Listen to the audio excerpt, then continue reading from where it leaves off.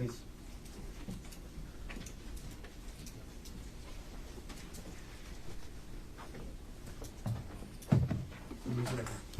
You do solemnly swear or affirm that the testimony you're about to give will be the truth, the whole truth, and nothing but the truth. I do. Thank you. Please have a seat.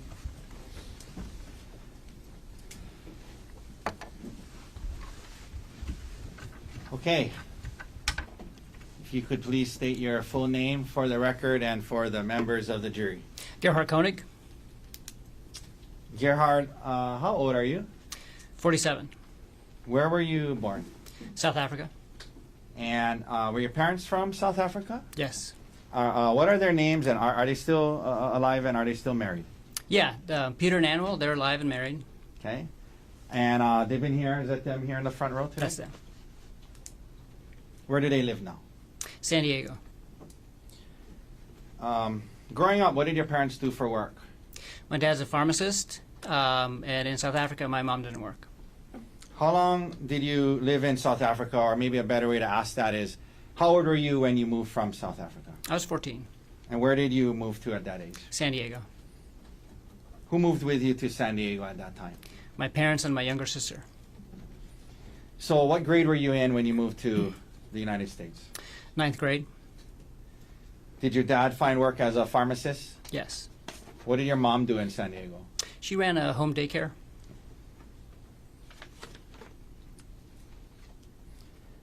Siblings? Yes, 2 older brothers and a younger sister. What year and what high school did you go to, and what year did you graduate? I went to Rancho Bernardo High School, and I graduated in 1996. By the way, was growing up in South Africa, was English your first language? No, What was? Afrikaans. Okay. After graduating from high school, did you go to college? I did. And where'd you go? UC San Diego, What did you major in? bioengineering. Now, the jury has heard about how later in life you married Ariel Konig. Was that your first marriage? No, Okay. Were you married before that? I was, yeah. And to who? Jesse Patella Ray. Okay. How old were you when you and Jesse got together? 16 or 17, 11th grade in high school. And then how old were you when the two of you got married? 20.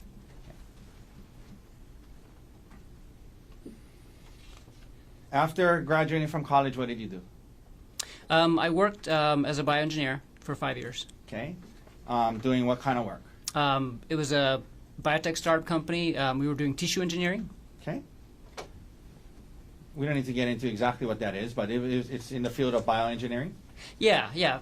So specifically, we were growing tissue-engineered blood vessels, and so we were taking skin cells from a person and culturing them in the lab and growing large diameter blood vessels specific to them so they can use it for hemodialysis access or cardiac bypass grafts. And where were you living when you were doing this work? In Marin County, just north of San Francisco. Okay. In California, but up by San Francisco. Yes. Did you and Jessica have kids while you were working and living in San Francisco? Yes, 2 kids. What are their names? Ophelia and Emil.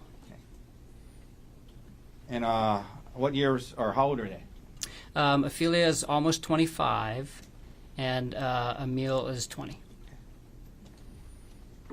Now, the jury has heard that you're a medical doctor. After doing this work in tissue genesis for a while, where'd you go to medical school? At the University of Pittsburgh, in Pittsburgh, Pennsylvania. And is that a good medical school? It is. It has a really good reputation, yeah.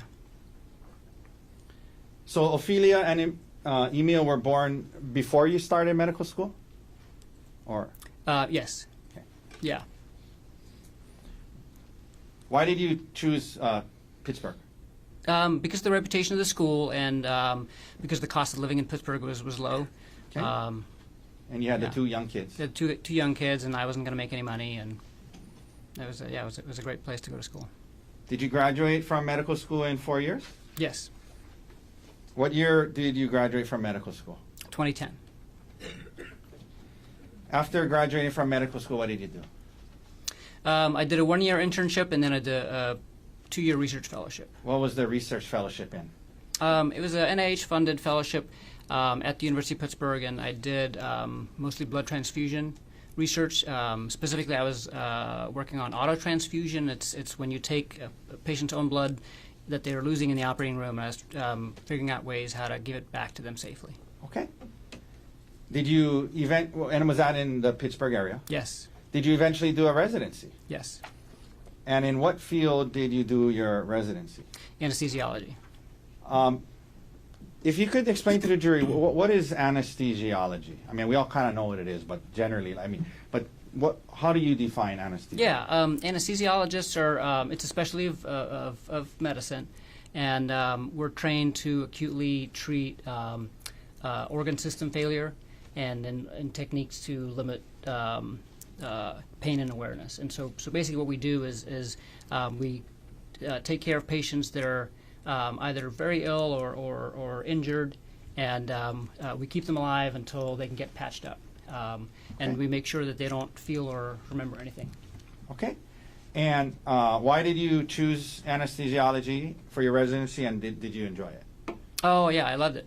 It's all hands-on, which is kind of what my personality is and my background in engineering. So I like that about it. Okay. And yeah, I mean that was. So you enjoyed it. Yeah.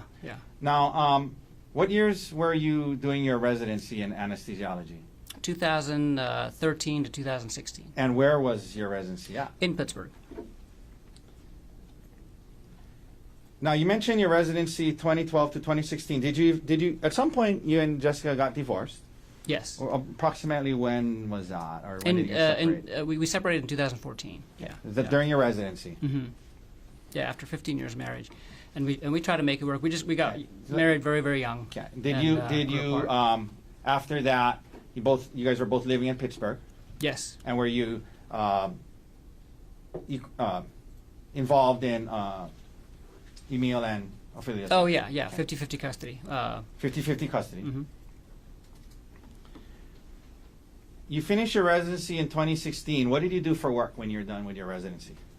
I was hired as an anesthesiologist by UPMC. I worked at UPMC McGee Women's Hospital, and then I was also hired by University of Pittsburgh as a part-time assistant professor. As a part-time what? Assistant professor. Okay, so in terms of your work that you were you doing clinical work, actually treating patients in the hospital? Yeah. So 4 out of 5 days, I was doing clinical work, anesthesiology, and basically 1 day a week. So 20% of my time, I was doing teaching and research. And so teaching. Who were you teaching? Anesthesiology residents, mostly at the hospital. And for the last 3 years that I was in Pittsburgh, I was the site director for the anesthesiology residency at my hospital. So I was in charge of the teaching of the residents at the hospital there. And that was all in Pittsburgh? Yeah. Okay, now, after separating from your first wife, did you at some point start dating again? Yes. And did you try out dating apps? Yes. How'd that go? I used some free dating apps in the beginning and met some people and finally signed up for a paid app, eHarmony. eHarmony. Mm-hmm. And after you signed up for eHarmony, is that how you met Ariel? Yeah, she actually found me on there, and we connected on there and chatted on there for a little while. And I think we connected in February of 2016, and then we met in the bar at the end of March 2016. Your first time you met her, first date-ish, you were on call, it was at a bar? Yes. In Pittsburgh? Mm-hmm. Okay, and then did you guys continue to see? Yes. Is that a yes? Yes. Okay, sorry, I should correct you. And after that, did you guys continue dating? Yes. I think you said you met in 2016? Yes. Okay. When did you and Ariel get married? 2018. Between 2016 and 2018, where were you living? We were both living in Pittsburgh in like kind of different suburbs of the city. She lived north of the city, close to where she worked, and I lived kind of to the west of the city. We were about an hour apart, but so we spent 1 week at my house with the kids when we had the kids, and then we'd spend 1 week at her townhouse up north. And that was in Pittsburgh? In Pittsburgh. Okay. Yeah. And you were working in the job you just described to us? Yes. Now, after your first divorce, you had 2 kids. Did you want to have more kids with? I did. With Yeah. Ari? Yeah. Okay. Yeah. had that in my profile on online dating, and that you wanted to have more kids. yeah. Okay. And did you and Miss Konig have kids together? Yes, 2 kids. And what are their names? And tell us when they were born. Olin was born right in the middle of COVID, May 2020. Okay. And Vigo was born just a few weeks before we moved to Maui in 2023. Just a few weeks before Maui? Yeah. Okay. In 2023. Yeah. So you guys are still living in Pittsburgh when, well, at least Olin, 2020, you guys are in Pittsburgh. Did there come a time when you and Ariel decided to make a move and move to Hawaii? Yeah. Tell us about why that came up and what was the interest and if it was a joint decision. Yeah, it was a joint decision, and this was something that we kind of bonded over ever since we met, and we both love Pittsburgh and love the city and the town and Steelers fans, but we wanted to move somewhere where the weather's a little nicer, and she knew I had family in California, and so we had talked about that for a while. And then after we started having kids, we started talking about it some more and realized that actually our main priority is safety and just finding kind of a place where we can raise our kids in a safe environment. What do you mean by safety? Just like the random gun violence, like school shootings and things like that, were really concerning for us. We wanted to go to somewhere where that's relatively rare or less of a concern. How did you guys decide on Maui? I came to Oahu actually once during residency, when I was doing my research fellowship, and just kind of fell in love with the atmosphere. There's just kind of a joy to life here, and the tempo is just different than anywhere else that I've been in the United States. Okay. So you guys decide on Maui. Well, and then we went to Maui for our honeymoon, and our friend's honeymoon too, and that's kind of how we got introduced to Maui. Got it. Now, you said that it was a joint decision about kind of putting the kids first and safety. Yeah. Was it gonna moving from Pittsburgh to Maui? Was it going to have an impact on both of your careers? And let's start first with yours. Tell the jury if it was it gonna. How was it, if any, going to affect your? Yeah, it was going to have a big impact on my career. So I was going to have to give up the teaching and the research completely. And my job in Pittsburgh was at an academic medical center, and even when I wasn't working for the university, I was interacting with students and residents and things like that. And on Maui, Maui, it was just going to be like a clinical. Community hospital, and so kind of very, very different. And what about the research part of your job? Yeah, so I'd have to give all that up. And you're willing to do that? Yeah, we were basically committed, both of us, to going somewhere where we could focus on the family and slower pace of life, at least until the boys were out of high school. Okay, so now you just shared about the effect it was going to have on your career. What about Ariel's career? Explain to that. She talked about being, at least for a while, in the nuclear industry. So when this decision was being made about moving, what was going on with her career, and what was her how was this going to affect her? So by the time we made the decision to actually move, which was like in the summer of 2022, it actually didn't affect her career that much. If we had made that decision earlier, it would have had a much bigger impact. Why wasn't it going to affect her career that much at that point? So she was working. So before COVID, she was working 100% in-house, full time, and then during COVID, her job went remote, like most people's jobs did. And then during COVID, we also had Olin, and she realized at that point that she didn't want to go back to working in person again. That she felt she could accomplish a lot more at home, working and just be much more efficient. And it also allowed her to just be home more with the kids and the family. Was she still? Was she still in the nuclear industry when you guys decided to move? No. So and then she actually quit her job a few months before we started talking seriously about moving. Okay. And she was applying to jobs at software companies and other industries and nuclear as well. And then we decided to move, and so this was all kind of happening at the same time. Okay. And was she able to get this job? She talked about a TerraPower that allowed her to work virtually? Yes. And so she was actually hired, I think, like as I was interviewing in Maui, she got hired at TerraPower. So she started her job at TerraPower while we were still in Pittsburgh. Okay, but they were going to allow her to. And then after the move, yes. So she got a fully remote job based out of Pittsburgh for this company that's based in Seattle. And then we moved to Maui, and then she kept working for the same company. Okay. I want to ask you, Emil. So Ophelia is older than Emil? Yeah. Okay. So when you guys start thinking about moving, how old was Emil, and how did that factor into the timing of when you were going to move and if? So Emil is actually the reason we moved when we did. Okay, so, explain that. Yeah, so Ari and I had talked for a while about moving out of Pittsburgh, and the trigger was going to be when Emil graduated high school. You guys are waiting. You guys are going to wait till he graduated. Yeah, because we didn't want to leave him, and we didn't want to ask his mom if we could take him. So what happened? He basically talked us into letting him ask his mom. And because he's like, if you guys are going to go somewhere sunny after high school, I want to go with you, and I want to go before high school is over because I want to move somewhere earlier so I can make friends and kind of get connected to the community. And I said, I don't think your mom's going to let you leave. And he said, let me just talk to her. And after months of that, I said, okay, if you want to ask her, you can.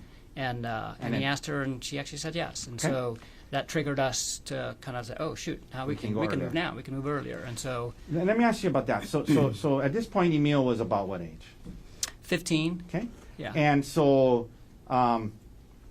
he talked about how you were married and while he was growing up, and then how old was he roughly when you guys got divorced, you and his mom, roughly?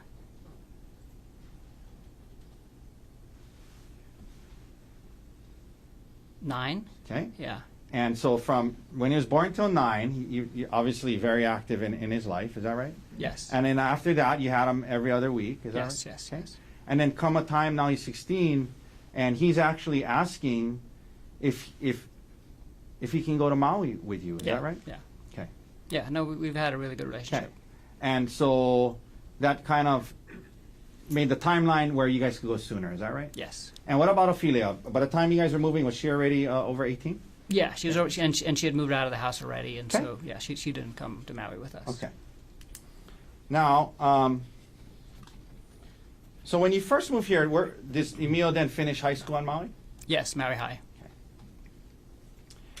Okay. We heard about how Miss Konig's parents, or Ariel's parents, also moved to Maui. How did that happen? Yeah, no, they.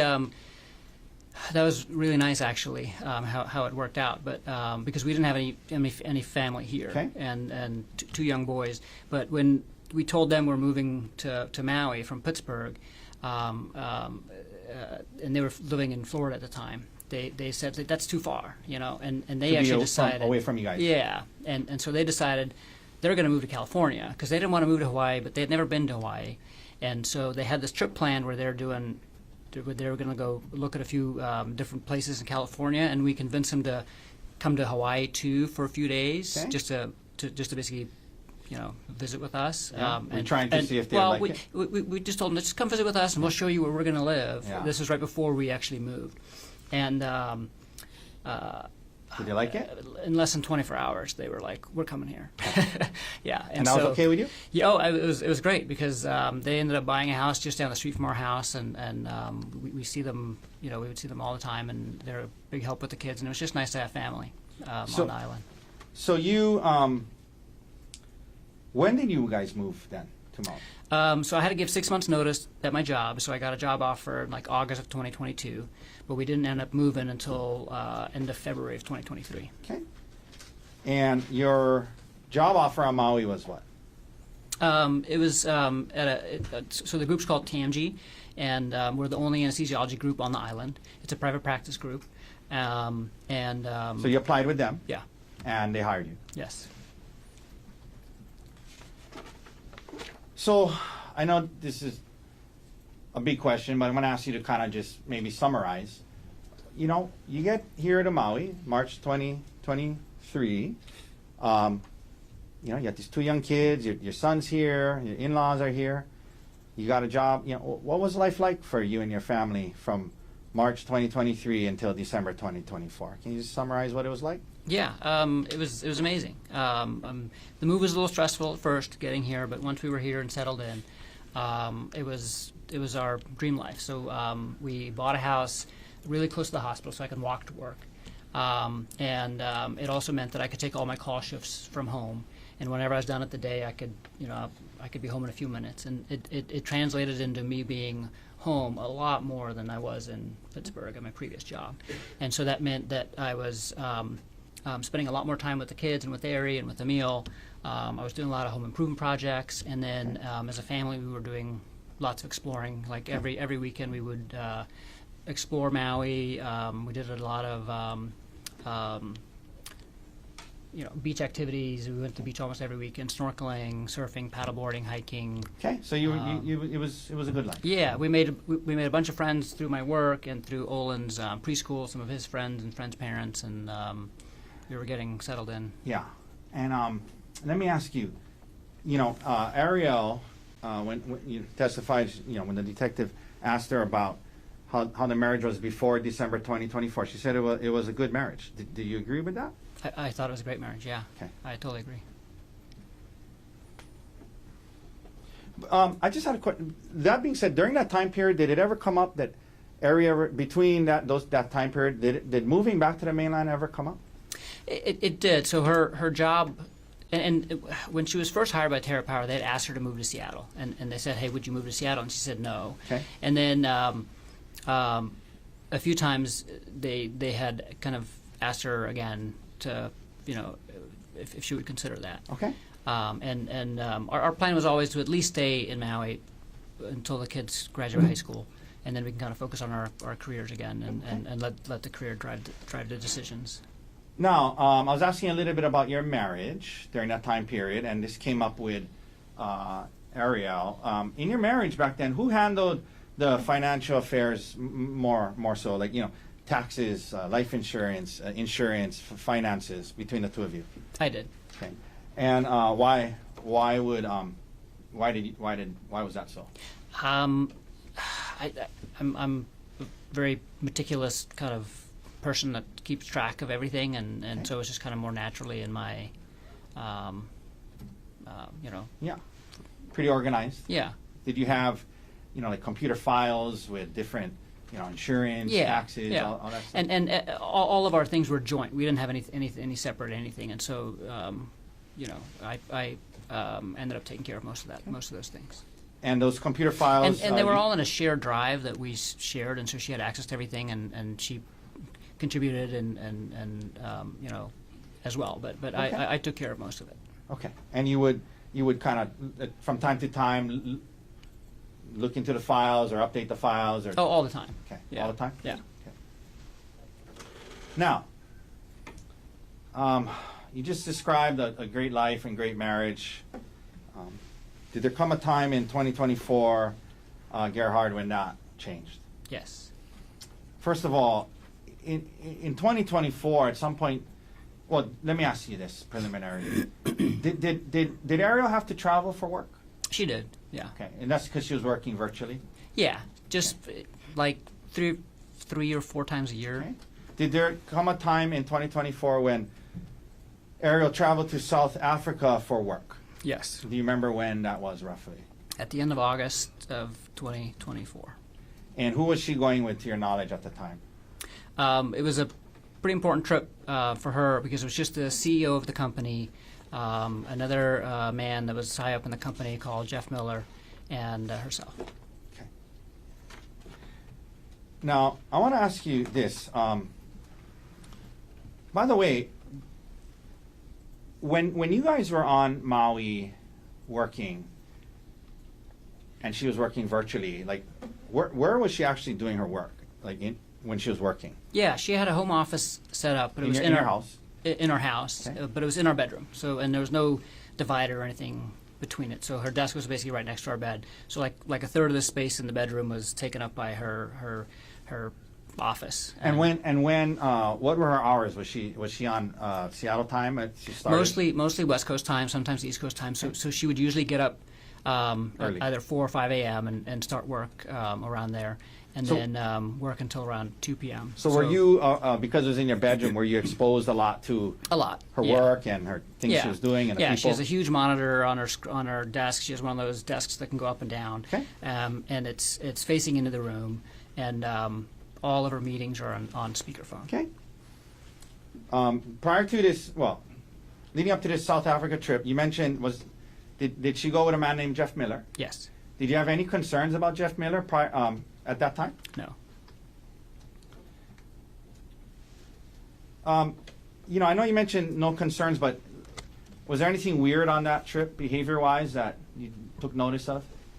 The South African trip? Yeah, it was a really quick trip. It was just 2 nights. But the one weird thing was that on the second night, I remember noticing that she never contacted me at the end of the day, and that's kind of out of character. Whenever she went on work trips, she would always kind of check in at some point. At the end of the day, even usually we would check in several times during the day as well, and just do text. We would text a lot.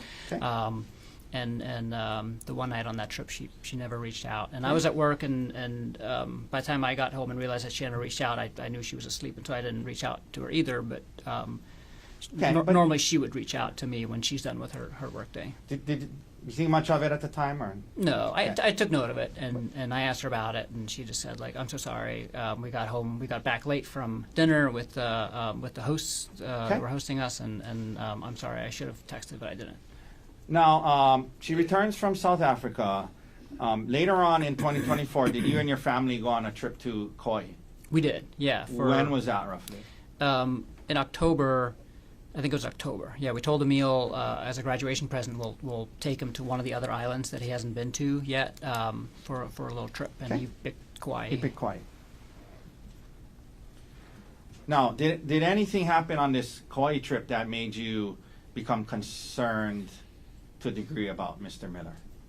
Yeah, a little bit. What happened? Tell the jury what happened. Yeah.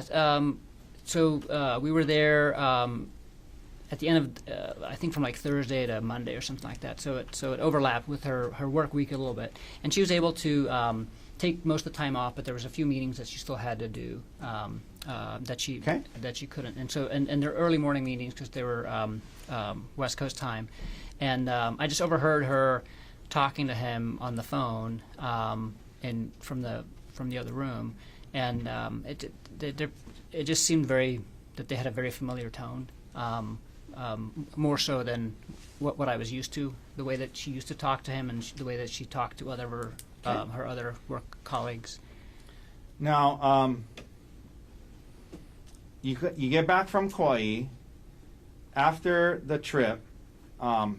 From October to December, did you notice any other red flags or concerning behavior? Yeah. So what happened? The biggest, the only thing that I noticed was that she was constantly on her phone. She was just constantly on her phone. Was that more so than usual? Yeah, much Okay. more than usual. And she would hide the screen from me. So What do you mean by that? Like, if you're sitting next to somebody and they're on their phone, like, you can just notice that they're sitting in a way. They're constant. They're always just like moving their. What if you walked moving their into a room screen. when she was on? Yeah, her phone? when I walked in the room, she would turn the screen off or turn her phone upside down. Did you ask her about it? I did several times, And what- and she would always say, "I'm talking to Gianna. I'm talking to Gianna," which is her best Who's friend. Gianna? Gianna's her best friend. Okay. So you did ask her about it a couple of times, Yeah, And- more than a couple. and you continue to see this concerning. Well, was this behavior concerning to you? Yes, And I was curious. Okay. I was concerned. You're right. And did she told you it was, don't worry, it was just Gianna. Yeah, and she was like defensive about it. Okay. Now, what did that lead you to do in early December? All this Yeah. behavior, red flags. No, when she kept doing it and she kept being defensive, I unlocked her phone. Okay. And while she was sleeping. Now, do you recall when you did this? There's been talk about a San Luis Obispo trip, right? Were you guys going to go on a trip in December? Yes. And with who? with our friends Brant and Gianna. And so what day of the week were you going to leave for the trip, if you recall? So Ari and Gianna were going to be there on Wednesday, Okay. and Bryant and I were going to join them on Thursday. So the And then girls we were going first. Yeah, to and then we're spend- all staying there until Sunday. The girls were going to go spend a night together. Yeah, so they had like a girls' day planned, and they wanted to just go for the first day. The trip was mostly for Gianna's birthday. So that was going to be on a Wednesday. When did you look into her phone? On Monday night. Okay. Right before the trip, a couple days before the trip. Yeah. So tell the jury what you discovered. So Monday night, when I looked at her phone, I went to the screen time application on the iPhone, and then I noticed that the app with the highest usage was an app called WhatsApp. And I was What is really, WhatsApp? WhatsApp is a communications app. So it has texting, it has voice calls, and video calls. So instead of using your phone's built-in texting or voice or video, you go through WhatsApp. Okay. And it's separate from the phone. So then once you saw that? Yeah, so then Well, first of all, I mean, was that surprising to it you? was. I had not seen her on WhatsApp at all over the Okay. previous months, and so I was very surprised about that. And then I also saw that she had turned off all the notifications for WhatsApp, so she had everything silenced for Okay. WhatsApp. And then it wasn't like on the main screen; it was like a couple pages over in a folder, so it was kind of hidden. So did you open the WhatsApp? Yeah, so I opened the WhatsApp. What did you see? And there were 2 conversations with Jeff Miller. And the way WhatsApp works is that your account is always linked to a phone number. And so the one conversation was a conversation with his work phone, and the other conversation was a conversation with his personal phone. Okay. And so let's talk about the conversation with his personal phone. Tell the jury what you saw. Yeah, it was. So what I saw. So this was Monday night. What I saw was that the messages from Monday and from Sunday, so the previous 2 days, it was like a full-on conversation the entire day long, and it would start All day long? off. Yeah, and it would start off at like 2 a.m. Hawaii time. So and Jeff Miller lives in Maryland, and he travels extensively for work. Like he probably travels 3 out of every 4 weeks. And I know this because I'm always hearing them on the phone and Okay. talking about that. So basically, wherever he was, he'd be texting her good morning. But it wasn't just like a good morning text. It was like 5 or 6 texts. It's like a whole like a good morning. I had a great I slept great. I'm looking forward to the day. I hope you're sleeping great. And then at like 5:45 a.m., her good morning. She would be responding. She would respond, and then the whole day long, like, this is where I am. This is what I'm doing. This is what I'm thinking, until good night at the end of the day. And that was for Sunday and Monday. Okay. So for the 2 previous days. So Sunday is a weekend, right? Right. Yeah. So you Yeah, saw so on it a was- Sunday. We saw the text from December Yeah, she's 1st. I'm at work. I'm on call for the weekend, and she's at home decorating and hanging out with the kids and texting him all day. Texting him all day. Okay. And then go ahead. when I scroll back past that, it's very strange because then between so the thread was created on June 4th or something like that, because WhatsApp puts when the thread was created in the app. Okay. And there was no messages between June 4th and August 30th, which was like a few days after the South Africa trip. And then between August 30th and Sunday, it was very strange because there was like fragments of conversation or little short things, and then mostly just pictures and songs and links. And it was basically Jeff sending her a bunch of pictures of himself, a bunch of song links that she had saved, and her sending him like a bunch of pictures too of Did you, when you said it was strange because there were things missing, did it seem to you like things were being deleted? Well, yeah, because obviously that was. I mean, there was an abrupt cutoff between, like, what's before Sunday and Monday and that conversation and then everything else that was Okay. on there. Let me ask you this. Seeing all of that, here you are, a couple of months now, you had some suspicions, some red flags, asked her about it a couple of times, She denies it, defensive. Now you open it up, and you see this. Yeah. Tell the jury how you felt. How did it make you feel? I was devastated. There's obviously something going on, and Okay. So I didn't know what to do. okay. So what did you do? So I had actually started using WhatsApp myself when we moved to Maui, because that's the main communication platform that the anesthesiology group uses, and so I was using it every day, communicating with the rest of the group and during our business meetings. And so I knew that WhatsApp, since even though it's primarily an app on your phone, there's a web interface. You can log into WhatsApp on your computer through the browser as well, and it'll basically just duplicate everything that's on your account. And then what did you do the next day? So I took her phone upstairs to my computer, which is in the hallway upstairs, and I logged into her WhatsApp on my computer. So you could watch her. So I could activity. see, because Okay. You mentioned being devastated. I mean, prior to this, did you have any, aside from we talked about the red flags, but marriage-wise, I mean, everything seemed okay? everything seemed fabulous. We were. Okay. We were very happy together. No red flags in terms of the marriage Okay. itself. Okay. So now, you want to learn more. You go into what do you call it, like detective mode, kind of? Yeah. Okay. So now you logged on and you're able to watch her. And did you do so the next day? Yes. Excuse me. Yes. Tell the jury what you saw the next day?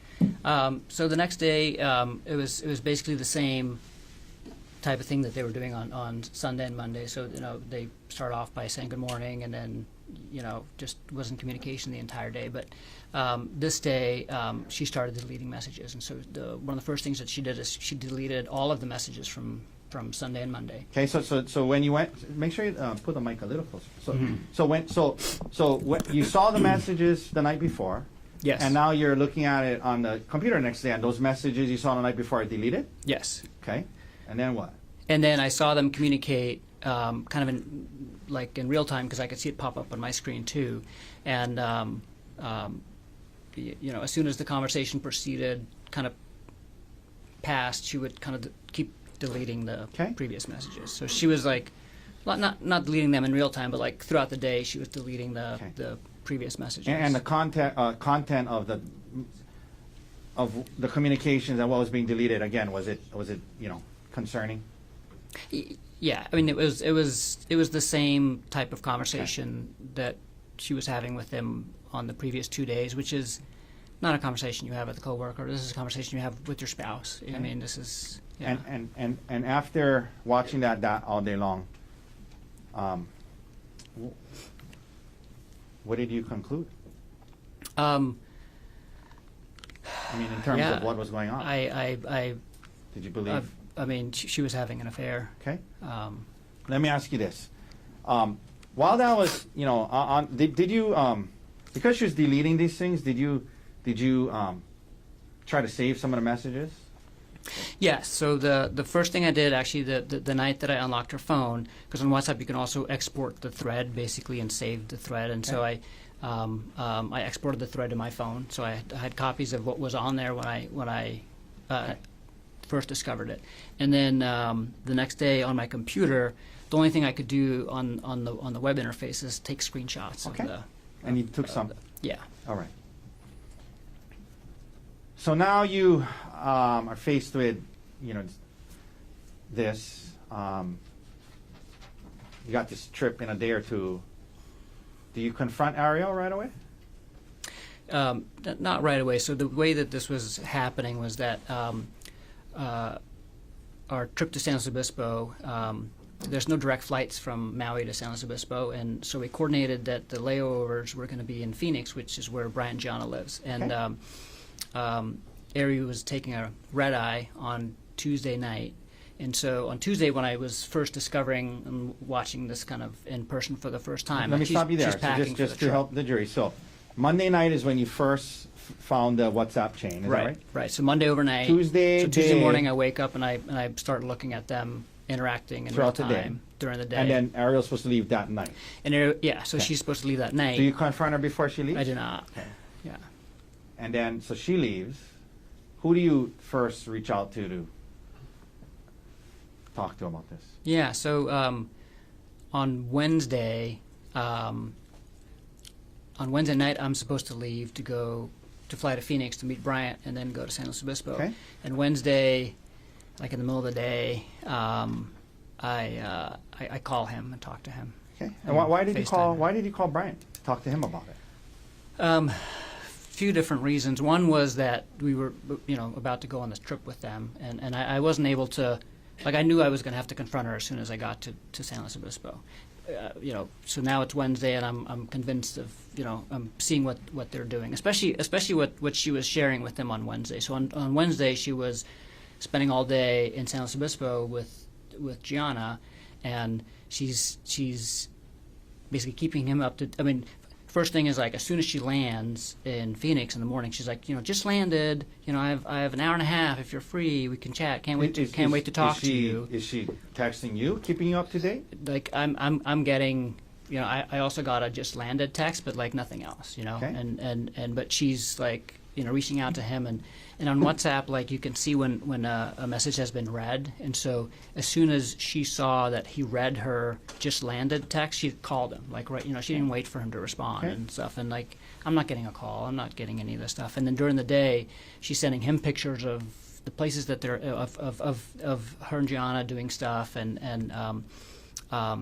So you're seeing this. So I'm seeing this, and that's at that point I'm just I can't go to San Luis Obispo and not confront her about this right away. And going back to Bryant, right? So I know. Yeah.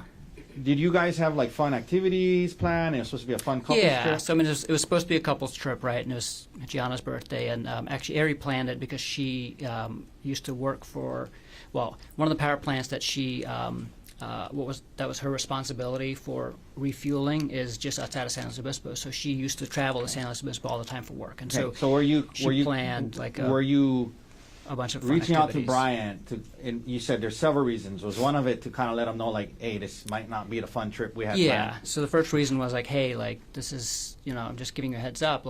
I'm gonna confront Ari with basically an affair. Was there other reasons why you wanted? And then the other reason was that the other reason why he's my best friend and I wanted some advice, but I specifically wanted advice from him because they had just gone through infidelity in their relationship 6 months earlier. Brian and Gianna. Brian and Gianna, and Okay. so They were dealing with that. yeah, and so he had been dealing with this, and I was looking for advice and just needed a friend. Just to be talk clear for the jury, in that situation though, was it reversed? It was, yeah. was Brian had a one-night stand, and Gianna found out about Okay. it. And So they had been dealing kicked with him that out of the and after house that. and stuff. Yeah, Okay. yeah. And so you talked to Brian. Yes. Okay. Do you fly up on the trip? Yes. When you get there, do you confront Ariel right away? Almost right away. I mean, right when we get there, they already have dinner reservations and stuff like that waiting for us. And so we go to dinner, and right after dinner, when we go back to the hotel, is when I confront her. Did you talk to Gianna before you confronted Ariel? Very briefly. Okay. Yeah. And you And- told her what you had found. I basically just gave, I told her briefly what I had found, and then left to go talk to Ari and left Bryant to explain to her more. So, where do you confront Ari? Were you in the hotel room? In the hotel room. You confront her with it. Tell the jury how that went and what Ariel's initial reaction was. Yeah, I confront her with it, and she's immediately remorseful and doesn't deny anything, admits to it, and is crying and Let me ask you this. You say admits to it, and when Ms. Konig testified, she kept using the term, you guys use the term emotional affair, but in that time period, what did she admit to? Having a... She admitted to having an affair, yeah. Okay. Yeah. With Jeff Miller. Yeah, she admitted this was completely inappropriate relationship. Okay, and so you we mentioned called it she- an affair from the start. And you mentioned she was remorseful and crying. Yeah, Okay. yeah. Now, here we are now in San Luis Obispo. This is going on. What was your emotional state like at the time? In other words, what were you thinking needed to happen, and like you guys were going to try to work this out or Yeah. not, or while you're on the trip? Yeah, no, I mean it was tough. I mean a lot of emotions for sure, but Brian and John were really helpful, and we were away from the kids and away from work and away from everything else, so we can kind of just focus on this. Okay. And You guys reached some kind of conclusion as to yeah. whether or not you guys were going to break up or what? Oh yeah. So yeah, we both wanted to work on it. We both, well, she basically said, like, I'm so sorry, I can't believe I did this, and I'll do anything it takes to heal our marriage, Okay. and you and our kids are more important than anything to me, and I'll do whatever it takes. And we start talking to Brian and Gianna, and they kind of help us talk about some things, and we figure out what the next steps are going to be. Now, during the trip in San Luis Obispo, did the topic of her possibly moving out come up? Yes. And- Yeah, and- that was one of the big conversations we had. And did you guys settle in on, okay, she's not going to move out just right now, we're going to try? Yeah, so I preferred for her to move out. You mean like break up? No, we were both committed to working on the marriage, but and this is what Brian and Jana did too. So Brian ended up living in a hotel for like 3 months, and it helped them just focus on the affair and healing from the affair, and then they kind of moved back and kind of Okay. start working on everything else, and I felt that was an ideal solution. Did she want to do that? Well, both of us, we decided together not to do that, and because we had the two big complicating issues for us was one, our two little boys. So we at the time they were like 1.5 and 4. So at this time when she was having this relationship with Mr. Miller, how old were the boys? 1.5 and 4. Okay. And you're saying, obviously, if she moved out, it would have been traumatic on them. Yeah, so we didn't want. Okay. So it's okay. You guys decide to not do that then.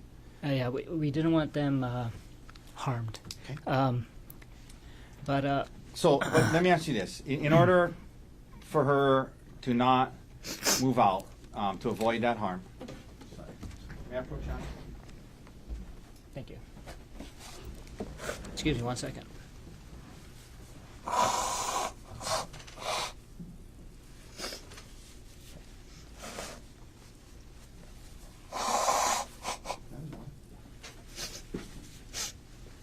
You want water?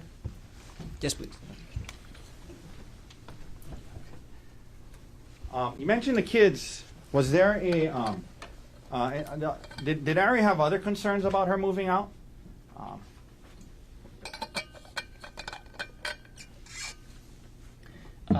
Yeah, and the other concern, and again, this is a joint decision, is that we wanted to protect her reputation with family and friends, and so Bryant was able to move out, and really nobody else knew.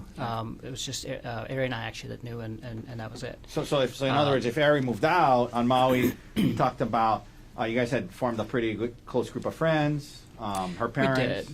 We did, and everybody lived right there, and it's a small community, and I mean, people were going to know that she moved out and would ask why, and So that was part of the joint decision. yes.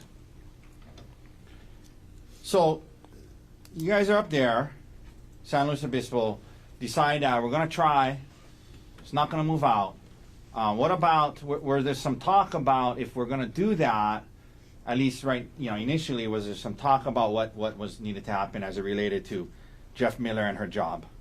Yes. What was that? Tell the jury about that. Yeah, so I mean, she obviously needed to terminate the affair immediately, but also to terminate all contact with Jeff Miller, and that would involve her quitting her job and getting a new job.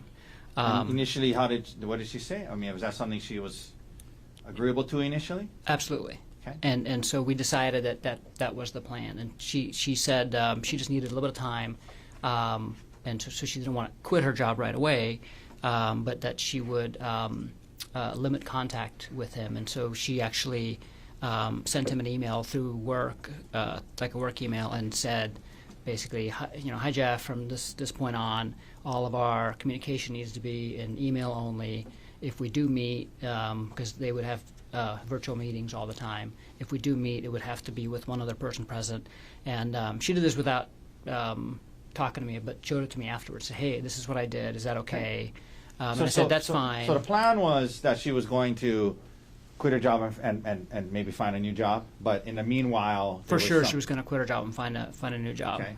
But in the meanwhile, there was going to be some boundaries related to her interactions with Miller. Yes. Okay. Was she supposed to go on another work trip with Jeff Miller soon after the San Luis Obispo trip? Yes. To where and when?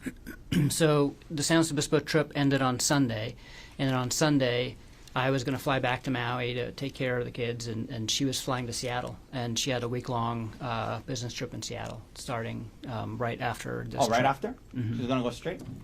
And Mr. Miller was supposed to be there? Yes. Did you later learn anything about the hotel situation related to that? Not even later.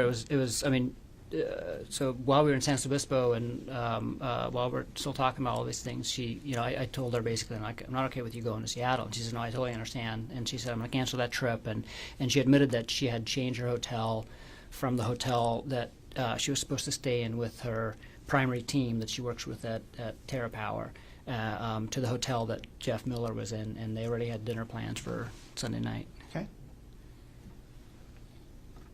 And then she canceled that trip. But she canceled all of that. So she told work she had a family emergency and couldn't go, and so we flew back together to Maui on Sunday. You get back to Maui on Sunday, and there was some kind of initial conversations about what needed to happen with her job and whatnot. When you get back to Maui, are you still kind of just trying to figure out how to deal with this whole situation? Yes. Did you tell anyone other than Gianna and Brian? No.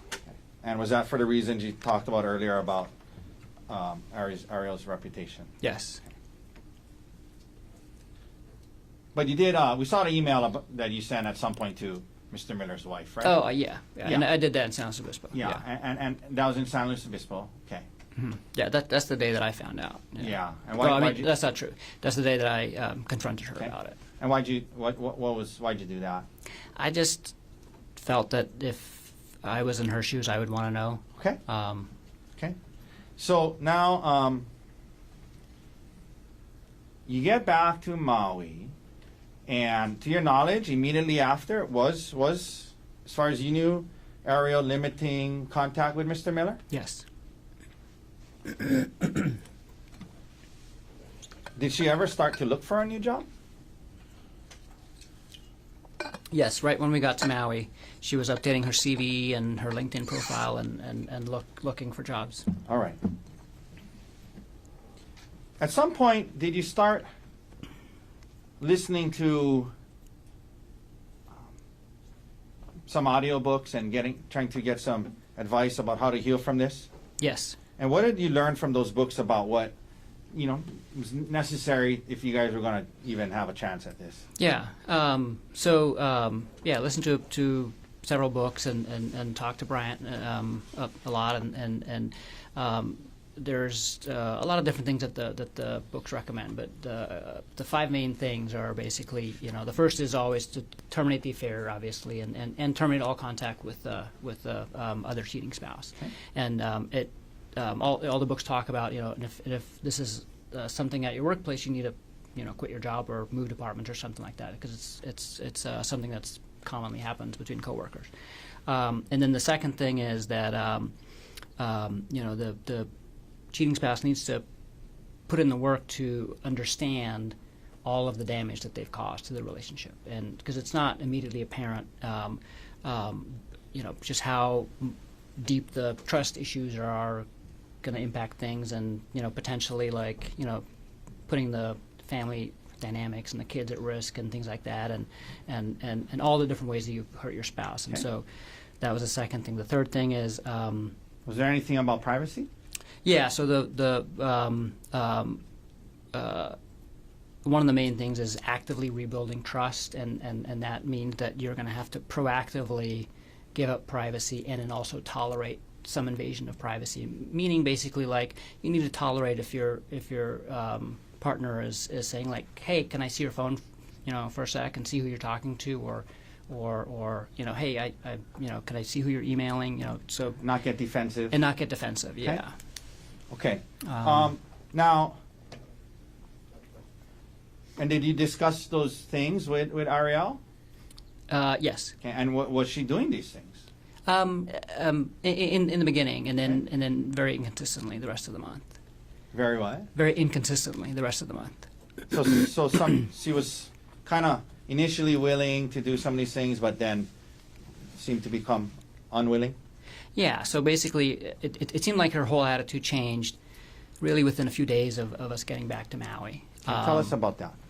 She started minimizing the affair and trying to say that it wasn't like a big deal, and she started blaming me for the affair and just saying like, well, you caused some of these things, and some of the Okay. telling me some of the things that I was doing that potentially contributed her doing. Was she open to your questions about, hey, let me see your phone, or who are you calling? Like on and off, she would get defensive and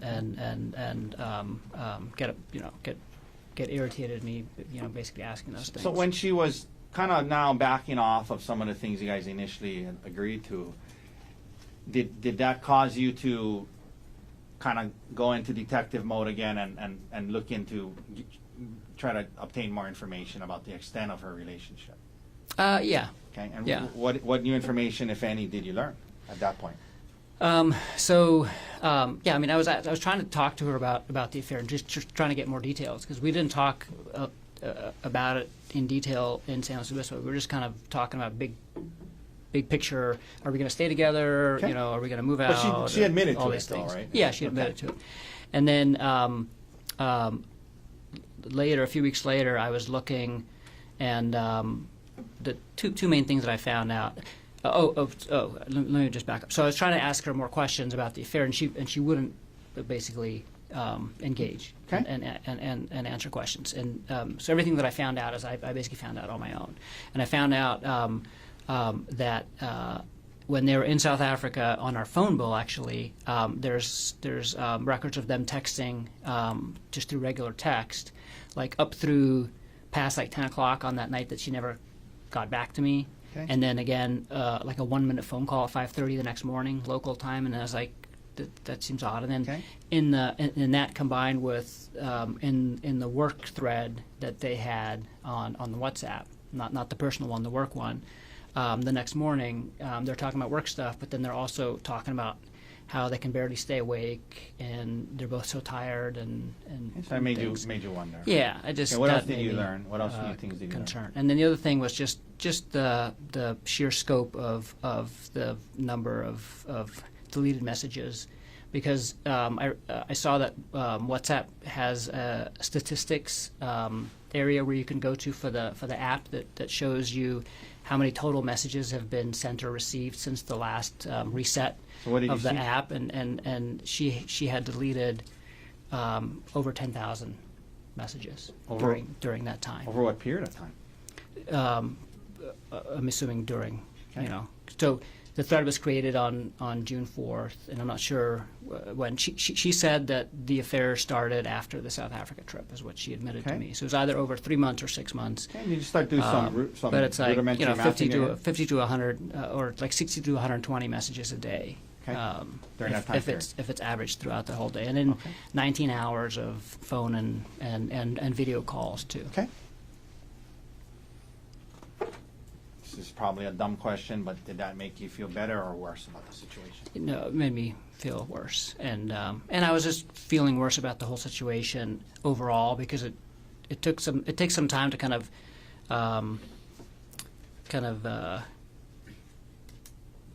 process all the emotions involved with it and realize all the implications of this. Yeah. Let me So ask you this. I was getting worse The- definitely in the- December. The new information that you discovered, did you discuss it with her or try to? I tried. And how did that go? She really wouldn't engage about anything with the affair. She kept saying like, "Stop asking me questions. You know, it feels like you're asking me 21 questions." Like, you know, things like that. After, you know, this new information and now it's kind of seems like it's regressing her attitude, did you ever ask her to move out in December again? I did. Yeah. Tell us how many times 2 times. and what happened? So the first time was around the middle of the month, I just told her, like, you know, you're not doing what you said you were going to do, which is to take accountability for your actions and to basically do whatever it takes to heal the marriage. At that point in time, she became very apologetic and said, "I'm so sorry. Like, you know, you're right. Like, I'll do all those things." But again, that didn't last, and so. Was there a second time? The second time was, and I remember the date because we had our first couples therapy session was scheduled for December 27th, and December 26th we got into a big argument about the same thing, and I ended up sleeping on the couch that night, and. Did you ask her to move out? Yeah, so I asked her to move out, and I ended up sleeping on the couch that night. Okay. And again, okay, so Yeah. when you would bring up moving out, then she would say, "Okay, I'm sorry," and then she would say she would recommit. On the 26th, nothing was resolved that Okay. night. We just kind of got in a big argument, and I left and went to go sleep on the couch. Now, were you having? I mean, you know, again, probably a dumb question, but were you having a hard time with all of this? Yes. Did you? Could we pull up State's Exhibit S-105 that's in evidence, please, Mr. Dirks? Did you turn to any sources to try and help yourself get some advice, get some healing? We talked about the audiobooks. There was this exhibit about Reddit as one after infidelity. What is that about? Were you looking at this? And tell the jury why, if you were. Yeah, no, it's just a thread about people that are struggling with you know, finding out their spouses had cheated, basically, Okay. and advice and also just kind of, you know, sharing stories so you feel like you're not alone. Were you trying to get to a point where you could feel okay? Gerhardt? Yes. Okay. Yes. Was that what you're trying to do? Yes. Okay. In other words, you didn't rush straight to get out of here. I don't want to see you again. Kick you out of the house. No, not at all. Okay. But No. but it was hard. Was it hard? It was extremely hard, and But you were the audiobooks, Reddit. You were trying to get to a good place. Is that right? yes. Okay, we can take that down. By the way, there was this mention about the word Darvo the other day by Yes. Inuma. What is? I mean, Did it come up on the Reddit thread? It did. And what is that about? And I don't remember the acronym, but basically it was I came across it, and it's basically something that quite often happens. And so basically, you know, the person that got caught having the affair, sometimes in the weeks after, you know, they would try to turn the tide. So they would try to kind of take the spotlight off of them and move it to the other person, and basically say like, "Wow, but you know, but you did this and this," you know. Okay. And so it's a fairly common thing that Yeah. people try to do to just deflect. Defensive. Yeah. I think it was like attack. I forget what, but basically, there was actually a term for it. Yeah. And from what you read, it's when the person who did the cheating tries to deflect and kind of turn it back on you. Exactly. Did that resonate with you when you learned about that Yes. term, Darvo? Yes. And why was that? Because that's what she was doing. Like, Okay. so throughout December, it just felt like she was, you know, minimizing what she had done, and then she started bringing up all these things about our relationship, other things. Okay, and I'm going to get to that. The audiobooks, can we pull up Exhibit D 126, please? Did you both listen to an audiobook called How to Help My Spouse Heal from My Affair? Or How to Help Your Spouse yes. Heal from Your Affair? See that? Yes. And these are text messages between... I'm sorry, what exhibit is this? Sorry. D 126. I believe it's in evidence. It is not. It is... Not. 1 second.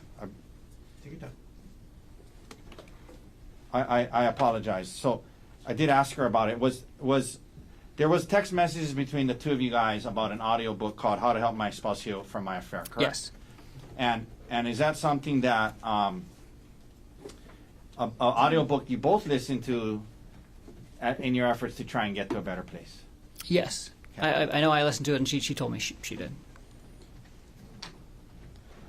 Now, you heard her testify that she told the detective that her interactions with Mr. Miller were some flirty texts.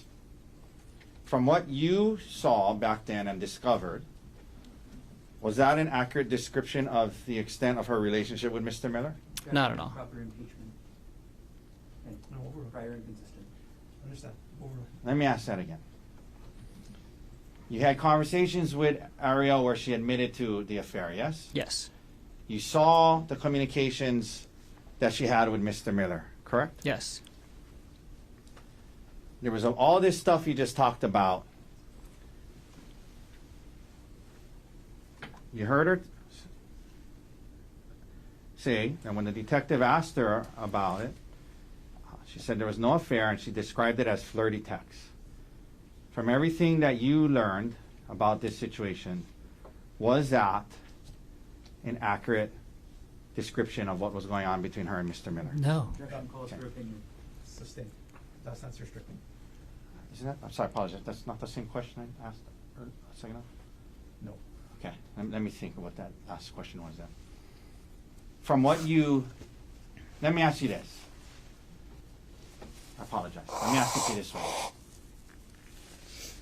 From everything that you learned and you knew, was her relationship with Mr. Miller, can it accurately be described as just some flirty text? No. Objection. Sustained. From what everything you learned and knew,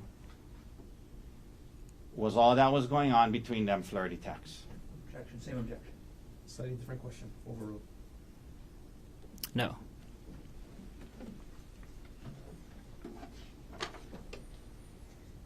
Ms. Watake, whenever there's a convenient break, we'll take our afternoon. I think we're almost to a good place.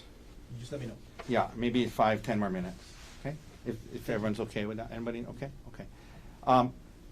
We just talked about the audiobooks. Did she also admit in text messages to you that she had an affair?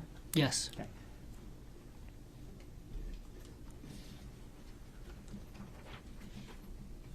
Now, at some point, do you guys start counseling? Yes. And what did you want counseling to be about? About the affair. Okay. And what did counseling turn into? Mostly other things in our relationship. Okay. Also a little bit about the affair, but mostly other things in the Okay. relationship. This might be a good time for a break. Okay. Ladies and gentlemen, let's take a 15-minute recess. Ms. McCallum will come get you at 2:40. Leave your notebooks on the chair. All right.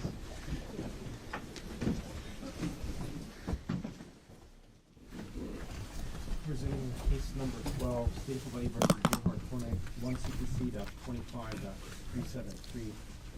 Dr. Gerhardt Konig is present in court on the stand and still in the role. All 4 counsel of record are present. All jurors are back in the courtroom. Mr. Otake, you may continue on with your direct examination. Thank you, Your Honor. All right, Gerhard, before we get back into the counseling, there were 2 exhibits I wanted to introduce, or at least attempt to introduce. This is Exhibit 126. May I approach, Your Honor? Yes. So, Gerhard, we're talking about the audio books that you and Ariel were kind of reading to get, bouncing off each other, learning from. Did you guys text each other about it? Yes. And can you just look through this text and look through this document and let me know, is that a fair and accurate depiction of the text messages you guys are having back then related to some of the audio books you were listening to?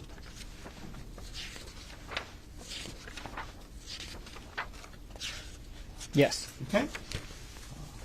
Your Honor, move to admit 126. Mr. Gardner. No objection. What has been marked for identification as Defendant's Exhibit D-126 is received into evidence. Mr. Dirks, could we please now publish the first page? So if we can blow up this top part here, how to help this one here, Mr. Dirks, please? Yeah. So one of the books that she was willing to listen to was called How to Help Your Spouse Heal from Your Affair, yes? Yes. All right, we can take that down. I was asking you about if she admitted to you in text message about a secret affair. May I approach with 125? Huh? Yeah, there. May I approach her? Yes. Okay. I want you to just quickly thumb through that and get a quick look at it. Is this a fair and accurate depiction of the text messages between the two of you on December 9th about the affair? Yes. Okay. Your Honor, move to amendment 125. Mr. Garner. No objection.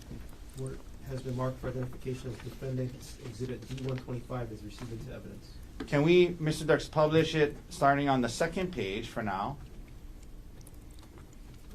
Okay, can we blow up the top part? Just that first message, okay? So this, Gerhardt, was this a message that you sent her? Yes. You engaged and continued an elaborate secret affair instead of coming to me and asking to work on our relationship. And can we take that down? And then at the bottom there, Mr. Dirks, can we blow up the response?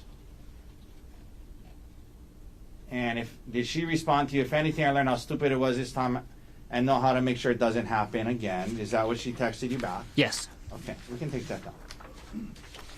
Now, Gerhardt, you mentioned starting counseling and how it was kind of, about the affair, but kind of turned out to be more about other things in your relationship. There was evidence the other day about this recording device. Did you purchase this audio recording device? I did. And why did you do it? So, what was going on? Some of what was going on in December, and it kind of came to a head on that morning, right before our first counseling session. Okay. Is that she said that, basically she's so upset about other things going on in the relationship that she wasn't sure if she wanted to stay with me, and that. And then she kind of blurted out that Gianna thinks I'm a monster, and she had talked to her mom, and her mom also agrees that this isn't a big And then deal. what And happened? so I was really concerned and suspicious that she was basically lying to them and telling them a completely different version of what was going on in our relationship, and then also what the affair entailed. Okay. And so the audio device was what? Your So thought? I was like, I have to catch her in a lie, basically. And so it was me like thinking like kind of like an engineer. How do I fix this? And I was like, I fix it by getting more evidence. And so so I bought that in the hopes of basically. So I was going to use it to record conversations that we would have, and then the two of us. And then if things weren't moving in the right direction, I can be like, listen, this is what you said. Listen, like this is what she's telling me, because if she's telling a different story to her mom Judy and to Gianna, then I could basically catch her in a lie. Did you end up actually using it? I tested it and figured out how to use it, and never actually used it for that purpose. We ended up not ever talking about the affair at home, and that was kind of one of the other things that she was able to do through therapy, is that we were not allowed to discuss the affair at home anymore. Okay.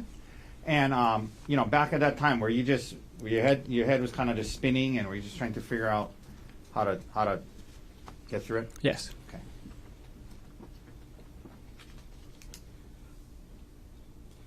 So you start counseling, and you mentioned that you guys weren't talking about the affair at home anymore. And were you talking about it much at counseling? A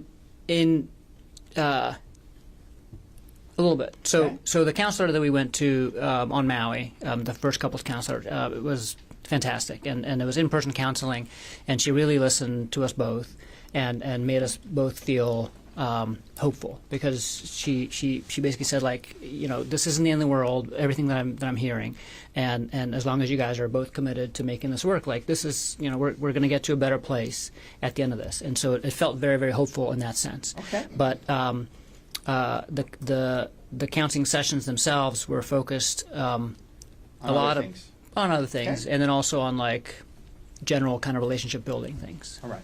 So in heading those now, first few months. in February, heading towards March. Overall, how after I guess they're in counseling for a little bit, and overall, how were things going?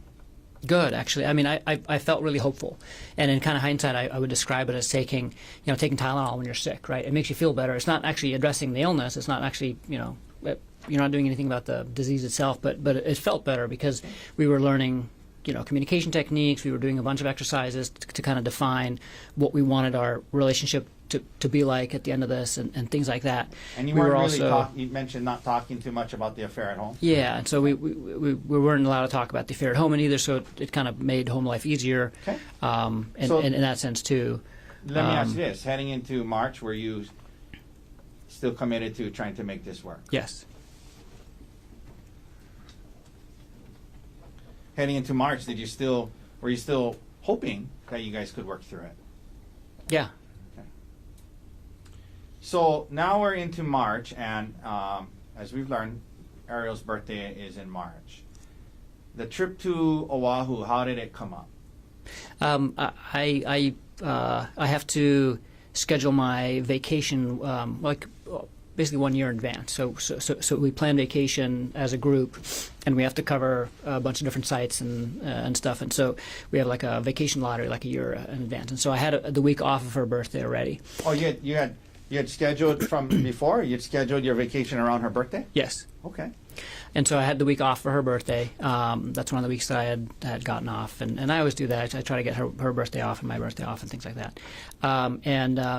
So I asked her, what do you want to do? And she said, well, we don't have to do anything, but I've never been to Oahu. I would like to go to Oahu at some point. It doesn't have to be this trip, but Okay, let me stop you there. So the concept of going on a staycation to Oahu was first floated by who? by her. Okay. But to be fair, she said, but we don't need to do it. I don't know if it's the right Right. time.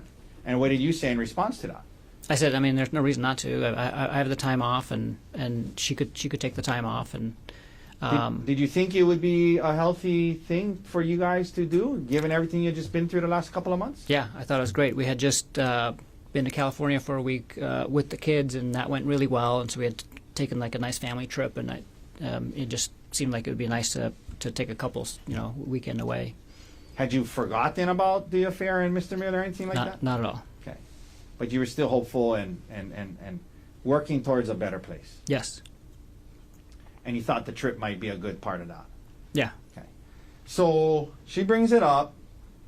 She says maybe it doesn't have to be now, but you say, no, let's do it. And do you start to plan the trip? Yeah, I do.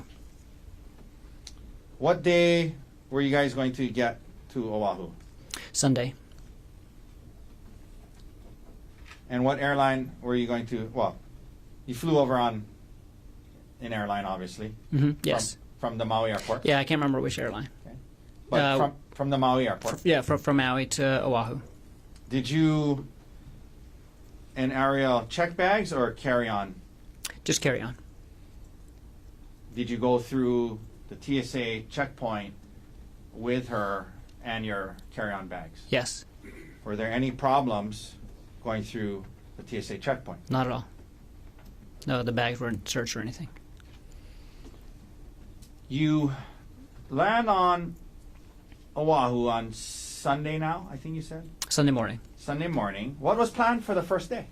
The first day, we were gonna do like a couples spa therapy, like a couples massage, at the hotel, Okay. and then just walk around Waikiki and shop and just kind of explore Waikiki. And was that what you guys did? Yes, And how'd it go? it went great. Yeah. 1 second, Your Honor. This is 172. Your Honor, may I approach with what's been marked as Defense Exhibit 172? Yes. Okay, I want to show you this Gerhardt, you recognize that? Yes. What is that a photo of? It's a photo of us at the hotel. Okay, on the day, this at the top it says March 23rd. Does this look like it was the day you guys got there? Yeah, this is right after we got there. Fair and accurate depiction of how you guys looked that day you got there? Yes. Your Honor, could I please move into evidence defense 172? Mr. Garner, No objection. what is it marked for identification as defendant's exhibit 172 is received into evidence? Could we please publish? Okay. Could we zoom in on the photo, Mr. Darks, please? Okay. So this is the day before March 24th, right? Yes. You guys had a good day? Yes? Yes. Okay.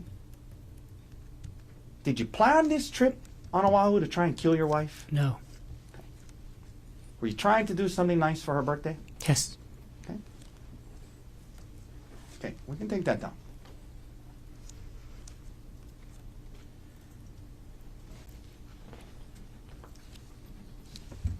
Let me also approach, please, or may I please approach with Exhibit D 173. Okay, may I approach, Your Honor? Yes. I'm going to show you this. What is that a photograph of? That's a photo of us in the hotel room. Okay. On the 23rd of March. Yes. Is a fair and accurate depiction of how you guys looked the day before this incident? Yes. All right. Your Honor, I'd move to admit D 173. Mr. Garner, No objection. what is it marked for identification as defendant's exhibit D173 is received into evidence? May we please publish? Yes. Zoom in again. Is this the hotel room you guys are in? Yes. Okay, and it's the day before the hike, yes? Yes. Okay. All right. We can take that now. Did you go to dinner the first night? Yes. Second day you guys are going to be there. Were you planning on going on a hike? Yes. And why? Why a hike? How did that come up? Tell us about that. Is that something you guys would do often? Tell the jury about that, hiking. Yeah. So we would hike often, and we would travel often too. So we pretty much wherever we went, we typically would hike at some point during the trip. And we weren't like crazy campers or anything like that. So we wouldn't do like a bunch of overnight things, but we like to do Okay. hikes. And she also wanted to see Oahu, and so I was looking for hikes that we could do that would kind of show the island. Okay. And I'll get back to the particular hike and why you chose that one. But did Ariel enjoy hiking? Yes, Something you guys did all the time? all the time. Okay. I believe D 156 is in evidence. May I publish D 156, Your Honor? Please. Okay. Can we zoom in on that photo? So is that Yeah, that's at Iao on Maui. okay? And that's a hike you It's guys like would do. it's like a secret hike behind the Iao monument that you can Okay. do if you know where it is. Some steep cliffs here and there. A lot of them, yeah. Okay. All right, we can take that down. You know, there was testimony about how the hikes that day on the Palipuka Trail, it made her feel uncomfortable, Ariel. Had you guys been on hikes or activities before with equal or greater heights and cliffs? Definitely, Did you guys ever go bungee jumping? we did. Okay. Tell the jury about that, where that was, and what that was like. Yeah, so we got engaged in South Africa. We did a 2-week trip there and met a lot of my family and friends and did a lot of sightseeing and got engaged. And as part of that trip, was the bungee jumping? we went bungee jumping. Yeah. Off of what? It's called Blokran's Bridge. It's a bridge that spans a beautiful canyon in South Africa, and it's a 700-foot bungee jump. It's one of the tallest bungee jumps, And- one of the tallest commercial bungee jumps in the world. And Ariel did that? Yes. Could we please also pull up Exhibit D 149? That's already in evidence. Let's let the clerk confirm it. Please. Okay, thank you. Would you guys go zip lining? Or Yes. have you gone zip lining? Yes. Okay. Yeah, that's Costa Rica. That's in Costa Rica? Costa Rica? Yes. Okay. We can take that down. In your entire relationship, when you know there were, whether it would be bungee jumping, the hikes with steep cliffs, zip lining, Had she ever expressed any concern about hikes before? We are both very cautious people, and we stay safe, and so we don't end up going close to the edge. Our friend Gianna likes to go and Okay. pose for crazy pictures, and we didn't pose for the super crazy pictures, but we would always do the hikes and without any concern. Okay. As Even long as- ones with steep drop-offs. Yes, for sure. Okay. Now, there was testimony from Detective E. Numa about some of the searches you did on hikes. And first of all, there was some searches in there about Maui hikes. Why were you searching hikes about Maui in that early March time period? I was looking for hikes on Oahu, and then while I was looking at hikes, I just started kind of looking at hikes that I had meant to look up in Maui too.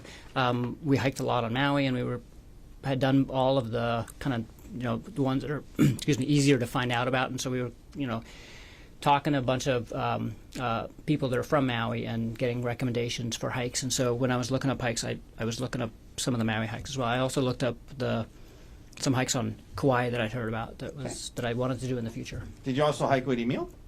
All the time. Okay. On Maui? On Maui, yeah. He loved hiking and jumping off waterfalls. Okay. So you do the research. Do you come across the Palipuka hike? Yes.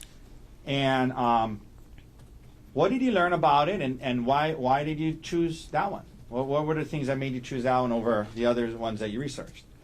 It just seemed like a really cool spot that you end up in, where there's this hole in the mountain you can look through and take pictures. The hike itself seemed fun because it provided a bunch of great views, but it was also kind of close to Waikiki, and it wasn't too long of a hike. Why did it matter if it was really long or not? We didn't want to spend the whole day out, so we were only going to be here from Sunday to Tuesday, and so Monday was our only the only day that we were here the whole day, and we wanted to hang out by the pool for So part was of the the plan, go on this kind of shorter hike and then go hang out at the pool the rest of the day? Yeah. Did you also make a dinner reservation at Yes. Set Yes. for that night? Yes. Did you explain to Ari ahead of time that you had found this Palipuka hike? Yes. Did you tell her a little bit about it? Yeah. Did she object to it in any way? No, not at all. She sounded excited. Excuse me? She sounded excited. Okay, second day. Now, you said the plan was short hike, spend some time at the pool, go to dinner. Let's talk about that day. So that was that her birthday, we've heard? Yes. So you guys wake up, and already in evidence is States Exhibit 133. May we publish that, Your Honor? Yes.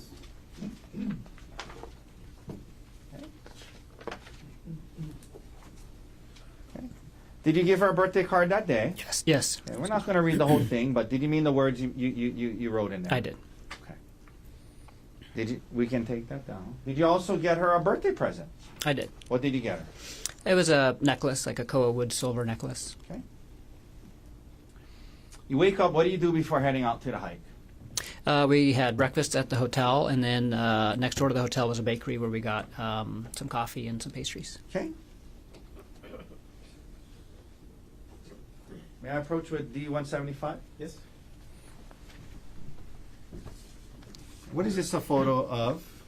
Well, do you recognize it? Oh, that's Ari at breakfast at the hotel. Okay. Is it a fair and accurate depiction of how she appeared on the day before you left for the hike? Yes. All right. Could we please admit D175 into evidence? Mr. Garner, No objection. what has been marked for identification as defendant's exhibit D175 is received into evidence. Can we please publish? Okay. So this is a photo from that morning before the hike? Yes. Okay. All right. We can take that down. Thank you. Now, as you're, were you going to drive to the hike? Yeah, we had a rental car. Now, did you receive an email that morning that you shared with Ariel before the hike dealing with life insurance? Yes. So, first of all, let me ask you, let's back up a little bit. You talked about January, February, and you guys kind of get to this place where you're in counseling, and you guys decide you're going to be together, and you're working on it. did there come a time when part of what you did during that time was assess the life insurance situation of you and Ariel? Yeah. Tell the jury about that. And really, it was pulling the trigger on life insurance. So I used to have life insurance in Pittsburgh through my employer, and didn't have life insurance when we moved to Maui, and it was always on the to-do list, and just got busy with life and other things.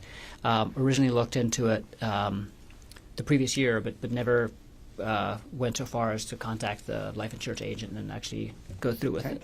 And in January, we were kind of working on big picture relationship things, and I was like, oh shoot, we still have to get life insurance. Okay. And so I talked to Ari, and we both applied for life insurance at the same time at the end of Did January. you get the same amount? No. Why not? The idea was that if one spouse would die, the other one would be able to continue on and live in the same house. And so it was, since I made significantly more money than she did, it was basically enough money that she could pay off the house if I would die. So what so what was the plan in terms of the amount you were trying to get on your life for her? $1.5 million. Okay. And then when you guys did the analysis of what, if something happened to her, you would still have your salary to pay for the house and whatnot. That's right. So what was the amount that was decided for her? $250,000. Okay. And the 1.5 million that you were trying to get on your life, was she the beneficiary? Yes. Okay. And vice versa? Yes. Okay. So 250 if something happened to her, but 1.5 million to her if something happened to you. Is that right? Yes. Now, when you went about securing the 1.5 million on your life for her, did it happen in two parts? It did. And so the first part was for how much? $1 million. And when did that roughly get approved in relation to March 24th? A few weeks before. Okay. The morning of March 24th, did you receive an email about the other 500? Yes.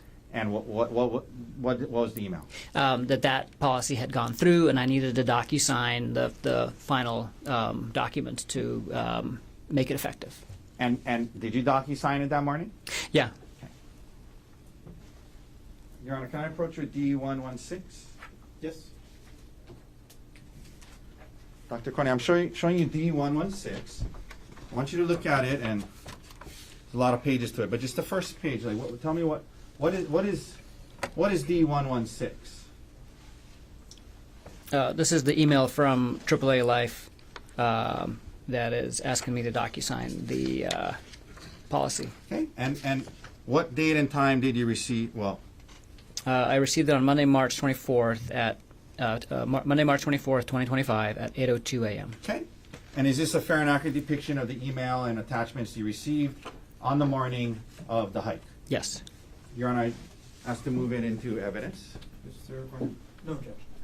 was the mark for identification as defendant's exhibit D116 is received into evidence? Could we please publish the first page, Mr. Dirks? Okay, so let's look at this, okay? So, Gerhardt, at the top it says, please DocuSign, it has your name, it has the AAA life insurance. I guess that's AAA. Is that who you did? Yes. Is that who you got your life insurance from? Yes. And the date there is March 24th, 8:02, is that right? That's right. And this was for the extra 500 you were adding on to the million of life insurance you got for her a few weeks before, right? Yes. Okay. Did you discuss this additional 500 that went through with Ms. Konig, and that the email came in and you DocuSign? Did you tell her about that before the hike on March 24th, 2025? I did, because we were in the parking lot after the coffee shop, and I was on my phone. I was like, oh, you know what? My, the last of my life insurance just went through. They're asking me to DocuSign it, and so I was doing that. All right, we can take that down. Just want to let her know that I'm not like just texting or something, like, because we were out together. Okay. So you were telling her what it was that you were looking at. You're nodding your head, is that a yes? Yes. Thank you.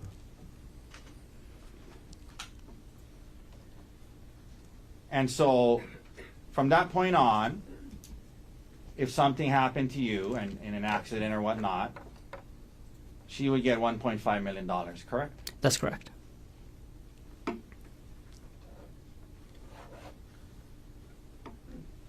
You guys drive up to the Poly Lookout after that? Yes. you get to the parking lot. Was it crowded when you got there? It was. Did you guys go? What did you guys do first after you parked? We went to go. Actually, I think she went to the restroom first. And the porta potties? No, there's a bathroom Okay. at the lookout, Okay. and then we went to the lookout. You went to the lookout. Now, Ms. Konig testified about this thing about how it looked like they were hikers trying to find a trailhead, and then you said, oh, wait, we want to be alone. Did that happen? No, How hard is it to find the trailhead? it's not hard if you know where it is. It's not marked with a sign or anything, but it's right behind the bright blue porta potties, and there's a permanent rock wall, and it's like rock, like kind of almost like an altar right there. So if you know what to look for, it's really easy to find. After looking at the lookout, did you guys start the hike? Yes. You head up the trail, and as you're heading up the trail, did you guys stop and take any photos? Yes. Okay, and can we? I believe S-131 is in evidence. Can we publish it? Let's just let the court confirm. Yes. Okay, thank you, Your Honor. Okay, so is this a photo that was on right after you, kind of shortly before you? I mean, right when you started the hike? It was. Yes. And who posted that? Ari did. Okay. Okay, let's take that down. Now, you're continuing on the hike. What happens at some point? What did something happen that led to an argument? Yes. Tell the jury what happened that led to an argument. Well, first of all, how far up into the hike was it? Not very far. Just like 5 minutes. Like after about 5 minutes of hiking, you get to a part where it flattens out a bit, and the edge isn't, like, the cliffside isn't open, but there's a couple of spots where you can get to the cliffside if you wanted to. So we're kind of still in that area, the same area that picture was taken. Okay. And Ari says, "Hey, I need to talk to you about something.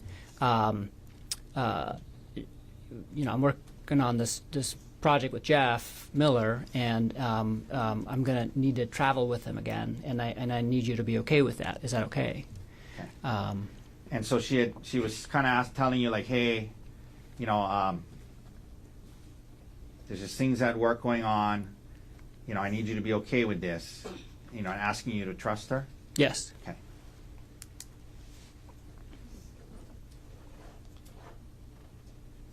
And again, you mentioned you guys weren't talking about the affair at home anymore because of counseling, correct?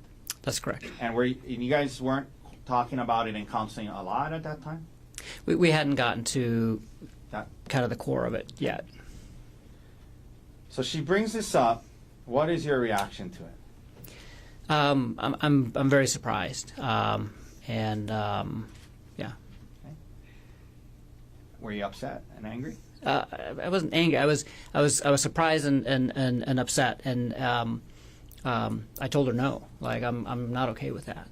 And not only am I not okay with that, like, I'm never going to be okay with that. Like, we haven't dealt with that part. Like, the only reason why I was okay with her still even working there is because we had placed these limits on their communication. But in my mind, like, she still needed at some point to quit her job, and this was only put on hold while we were trying to deal with all these other things. She basically said, like, well, I can't quit my job right now because I don't even know if I want to stay with you. So we were dealing with, like, the issues that she brought up first, but it's not like any of the affair had been resolved at all. Like, it had just kind of been put on hold. And so How did you feel that she would even think that this would even be okay? yeah, I mean, it made me realize that we were just not on the same page at all in terms of, like, here I am just kind of like sublimating my feelings and focusing on her hurt and waiting patiently for her to do the same to me, and this made me feel like she wasn't intending on doing that ever. So what did you say back to her? Were you guys kind of arguing about it? Yeah, we were for sure arguing. Okay, and then so what did you say anything to her? I just moving said, out? yeah, I said, like I need you to move out. Like, this has gone far enough. I need you to move out, and I'm going to tell people why you're moving out, and I'm going to show them what you did, because, like, unless you face this and unless you take full accountability for this, like, we're never going to get through this. So and that was, like, after you guys had been kind of arguing for a Yes. while about, I mean, an argument starts. You guys are arguing. You're telling her, no. You're telling her all these things. Yeah, I mean, and- the argument developed more, more slowly than what just happened, and there was other things said too. But that was That's how it culminated with you telling her, well, if that's the case, if that's how you feel, you got to move on. yes. Okay. What did she say anything to you about her mom and Gianna? She did. So, like, earlier in the conversation, she had be like, well, what if my mom chaperones my work trips with him? And I was like, no, like, I'm still not okay with that. Like, and that's not a long-term viable solution. And then later in the argument, when things kind of got heated, she was like, well, actually, my mom just said that she'll chaperone the trip, and she thinks Jeff is interesting and can't wait to meet him. And I'm like, you're obviously telling them a whole different version of what happened than me. So in the argument, in her effort to say for you to be okay with it and go on the trip, she said, well, what if my mom chaperones me? Yes.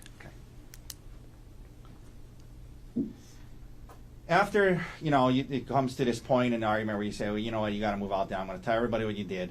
I mean, it was a pretty, it got to kind of it was not a good conversation, it sounds like. Yeah. Okay, so what did you do next?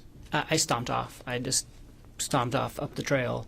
And this was a point where we were both really kind of just upset with each other. And I went one way and she went the other way. How far up did you go? 5 to 10 minutes. Okay. Um, Why did you turn around? I was kind of at a loss of not kind of a loss. I was I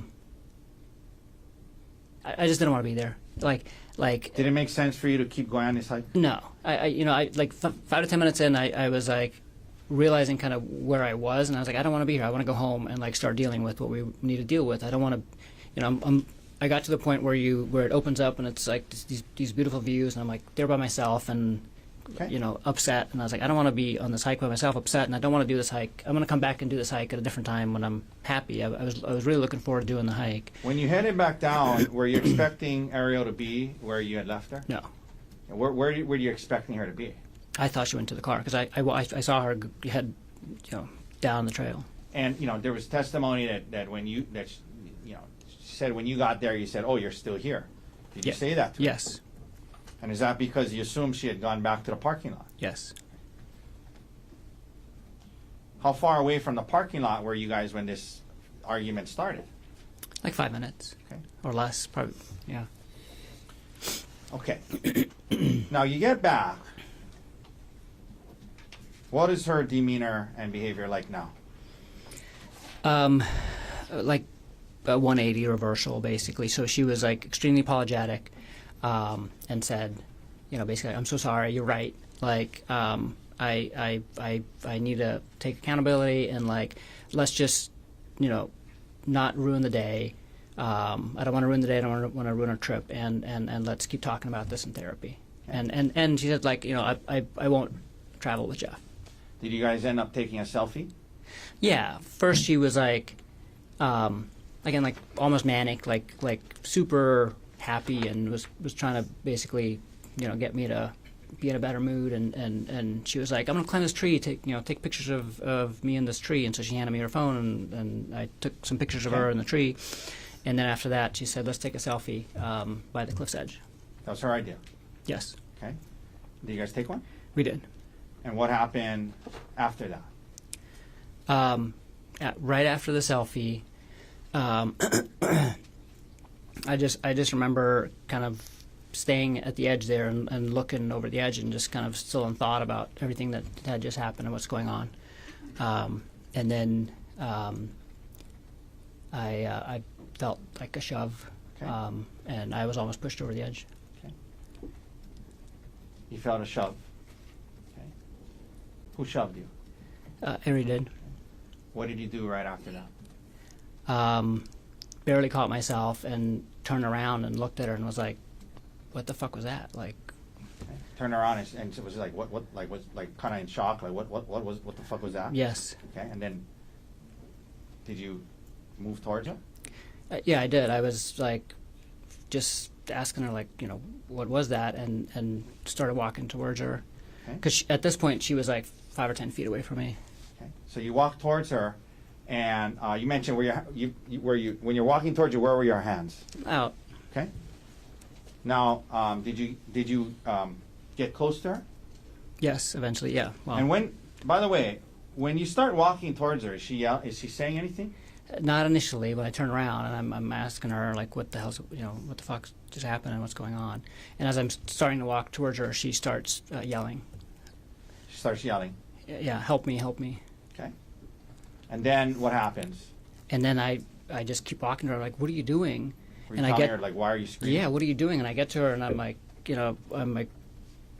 touching her, just putting my hands on her arms. And I was like, what are you doing? What's going on? What happens then? She keeps yelling, and she kind of grabs my wrists and throws herself on the ground and pulls me down with her. So now you guys are on the ground? Yes.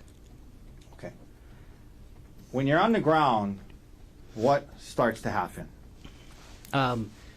She's holding on to me, and I'm trying to, I'm trying to figure out what's going on. But I'm also at this point trying to let go of, like, trying to get free because she's like actively holding on What to was me. she Like doing she with has her her, legs? she has her leg like wrapped around one of my legs, and like is actively holding on to me and is yelling. And so I'm trying to, get free, and I get my one arm free, and I try to use it to get my other arm free, and she grabs me by the testicles. Okay. And Let me stop you there. Did you ever, in the course of this whole thing you described so far, ever try to pull her towards, push her off, or drag her towards the cliff's edge? no, not at all. Okay. So you guys you're on the ground. She's kind of holding on to you. You guys are. Would you just kind of like a scuffle going on?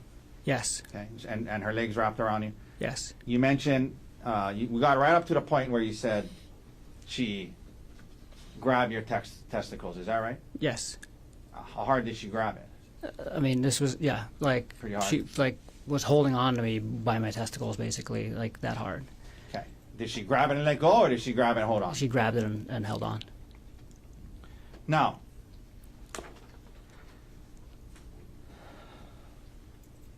what happens after she does that? Then I try to free my testicles, and so I'm, like, thrashing with and I get both hands free, and I'm trying to get her to let go of my testicles, and then she hits me with a rock on the side of the face. Okay. She's holding on to your testicles. You're kind of focused on that, obviously, and then at some point while you're focused on that, you And it happened all really fast. Yeah. But yeah, That's I mean, I'm glad you raised that up. Was this like happening slowly, where you had this time all to happened within, like, I mean, probably less than a minute, maybe quickly? slightly more than a minute, but I mean, 2 I mean, minutes or something. I mean, but you weren't timing it. From the moment that, like, we were on the ground and she was grabbing my testicles, was like It happened quickly. everything after the grabbing of the testicles happened very quickly. Okay. And you weren't timing it or anything. No. This is just your estimate. Okay. So now she's holding on to you. She's squeezing your testicles, and you kind of dealing with that. And she's on the ground, and you're kind of on top of her. Yes. Okay. And you said then you felt you got hit with the rock. Yes. Where'd you get hit?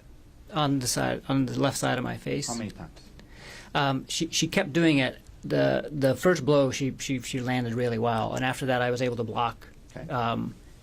fairly well. She did, like, land a couple more, but not Okay. as bad as the first one. Does she still got your testicles? Yeah, so she's, like, holding my testicle and just, like, Okay. hitting me like this. And now do you stop dealing with your I'm testicles? just and you- focused on the rock at this point. Okay. Yeah, Okay. yeah, Did it hurt when you got hit with the rock? you did. Could we publish what's in evidence as Exhibit D30, Your Honor?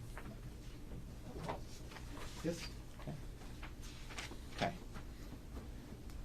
Gerhardt, is this where you got hit with the rock? Yes, Is that the area? yes. All right.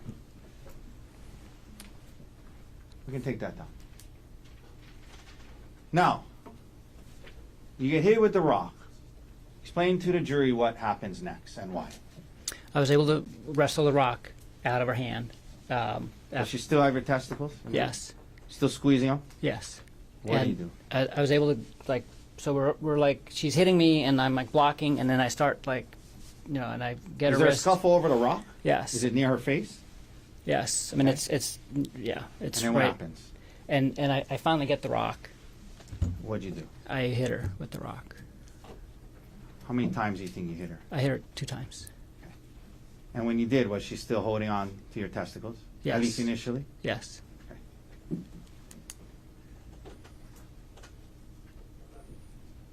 Why did you hit her? Why did you react that way? Just on instinct to defend myself. Okay. How fast was this all happening? Pretty fast? Really fast. Okay.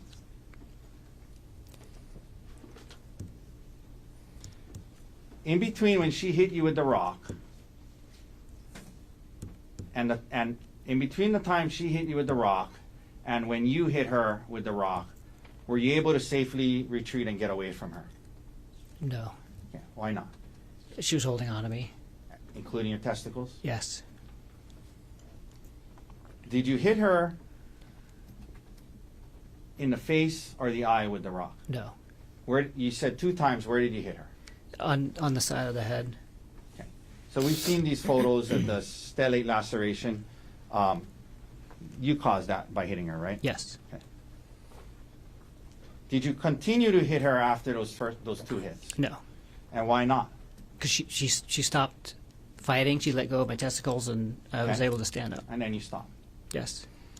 There was testimony about the 2 witnesses. Did you stop hitting her because the witnesses showed up? No. I didn't know that they were there until after I stood up. Did you see blood? Yes. Was there a lot of blood? There was a lot of blood. Did you see her kind of scoot down towards the witnesses? Yes. Did you try to stop her in any way? No. You let her get to them. Yes. Did you hear her yelling to the witnesses, he's trying to kill me? Yes. Gerhardt, did you have any syringes on the mountain that day? No. Did you try to poke her or stab her with any syringes? No. Okay. Now, Gerhardt, she scoots away. She's now with the 2 witnesses. You see a lot of blood. What do you physically do next? I'm just in a daze, and I just kind of watch her crawl away and then leave with the other 2 hikers. Excuse me? Okay, she got the hikers. What do you do next? Was her bag and your bag there? Yeah, so I just kind of reflexively gathered up all of our stuff, and then I start walking up the trail. Let me ask you this. At this point, immediately following what just happened, you saw, you guys had this scuffle. You saw a lot of blood. What was your state of mind and emotional state like right now, right at this point that we're at? Severe emotional distress. How did you feel at that time about the fact that you had responded and defended Horrible. yourself? Let me finish the Horrible. question. Sorry. How did you feel about the fact that even though you say it was, you were defending yourself, how did you feel about that she was bleeding? I felt horrible. Okay. Did you ever plan on hurting her that day? No. Did you ever want to hurt her that day? No.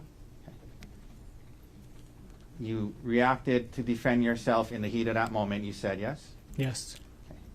But did you still feel bad about it? Yes.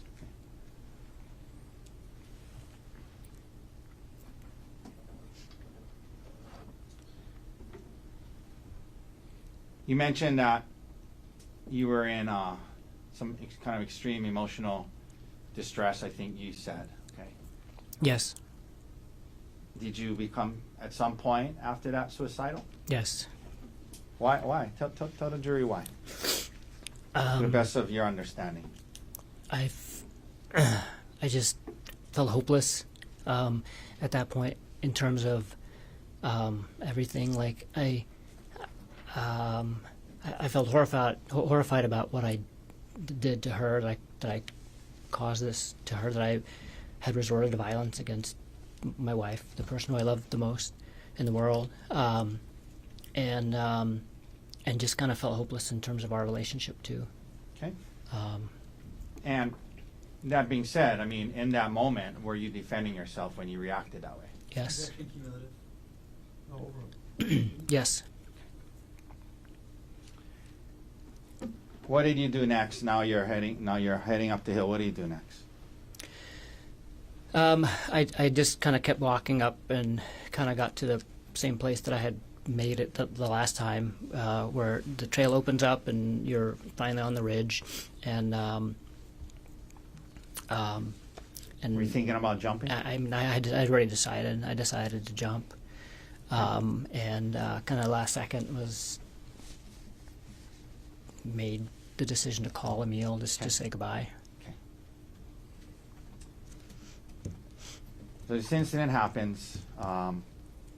You talked about the emotional state you were in. Did you believe your marriage was over? Yes, Did you believe you heard her yelling to the other people that he's trying to kill me? yes, You saw how bloody she was.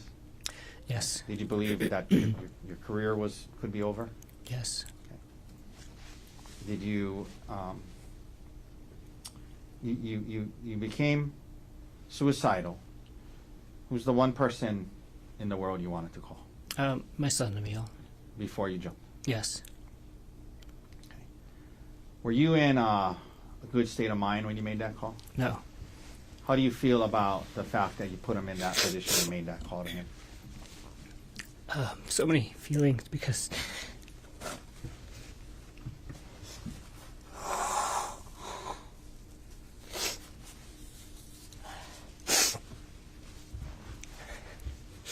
he saved my life that day. How so? Convinced you not to jump? He saved my life that day, but I put him in this position where he is now, where he thinks I tried to kill her. And for the last year, he's thought that. And I heard him yesterday only refer to you as the defendant and not as dad. yes, Do you blame him? Sorry, one second. We'll take a break. no, I don't blame him. I had such good intentions of calling him, but In the sense that you wanted to say goodbye. I wanted just to say goodbye and tell him how he's an amazing person and he should live his life to the fullest. And Okay. Okay. Let me stop you there. Okay. Okay. Let's talk a little more specifics about the call. Okay. First of all, where were you when you faced? Well, was it a FaceTime? it was FaceTime, yes. Okay. Where were you when you did this FaceTime call? It was in a spot where the trail wasn't right next to the cliff edge, because the cliff edge at that point wasn't really an edge. It was like a 10-foot kind of sloped part, and then the edge. And so I was basically between the cliff edge and the trail, kind of hanging on to the side of the mountain. Was it a pretty kind of steepish area? Yeah, very steep. And were you kind of like on the side of the mountain? Mm-hmm. So you gotta. Yes, sorry. Okay.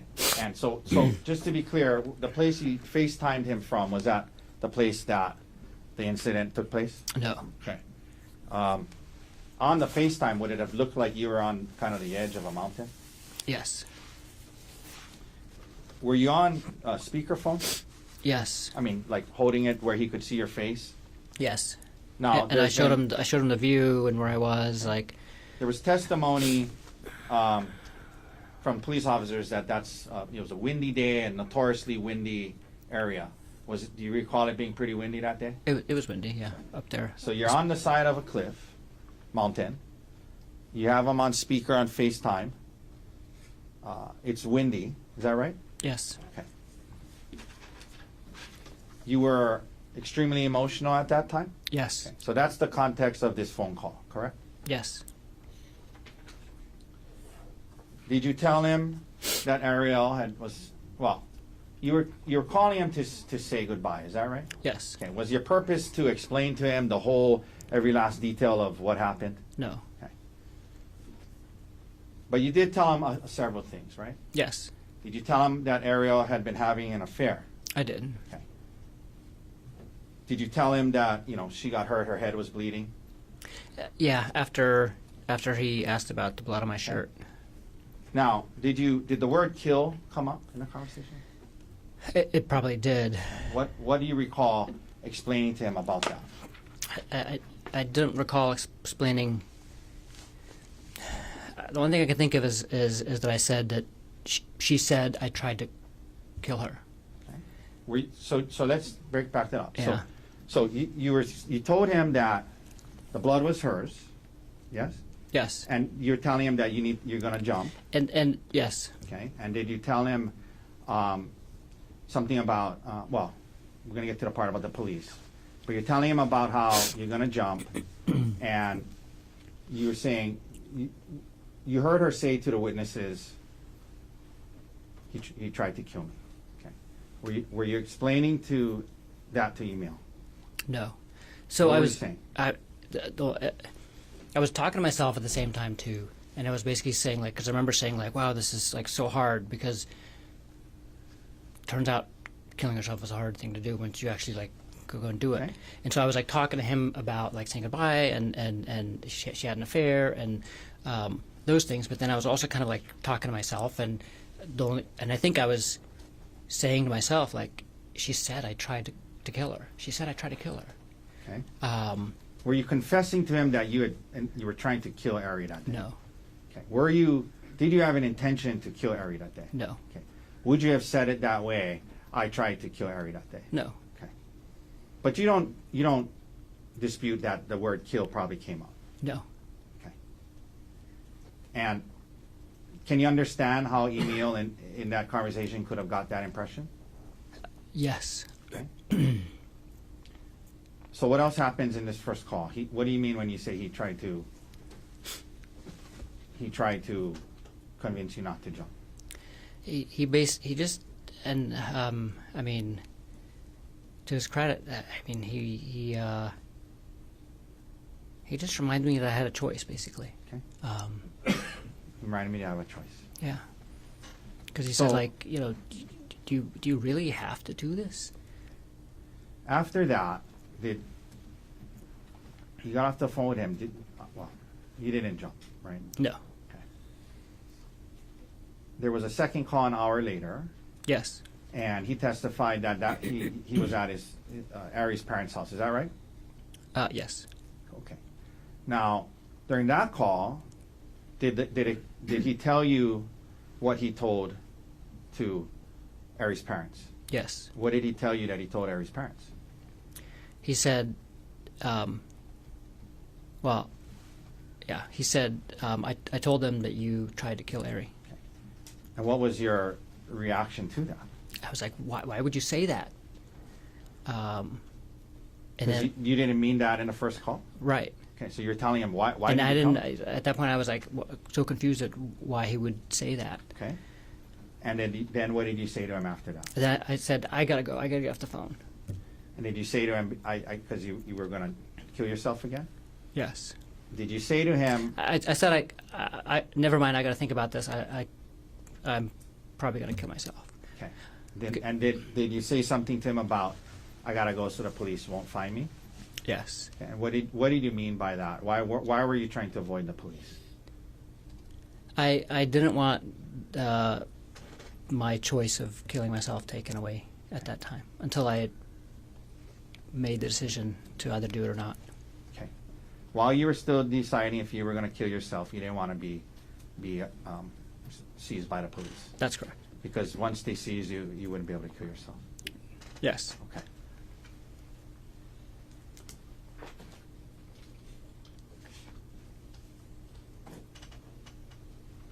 After the second call, what did you do? I just stayed on the mountain, kind of in the same general area. Okay. Were you actively moving around, dodging the investigators? Not really. I moved around a few times, but I mostly mostly just sat and actually was in and out of sleep most of the day. if like my recollection was that like a couple of hours had passed, and then I realized what time it was, Okay. and it was getting. Let me ask you this. Getting There's dark. been some talk about Ariel's bag. Did you initially have the bag? I did. What'd you do? What happened to the bag? I honestly don't remember where I left. I must have left it at some point Okay. on the mountain As you were during that time. During that time. Okay. Now,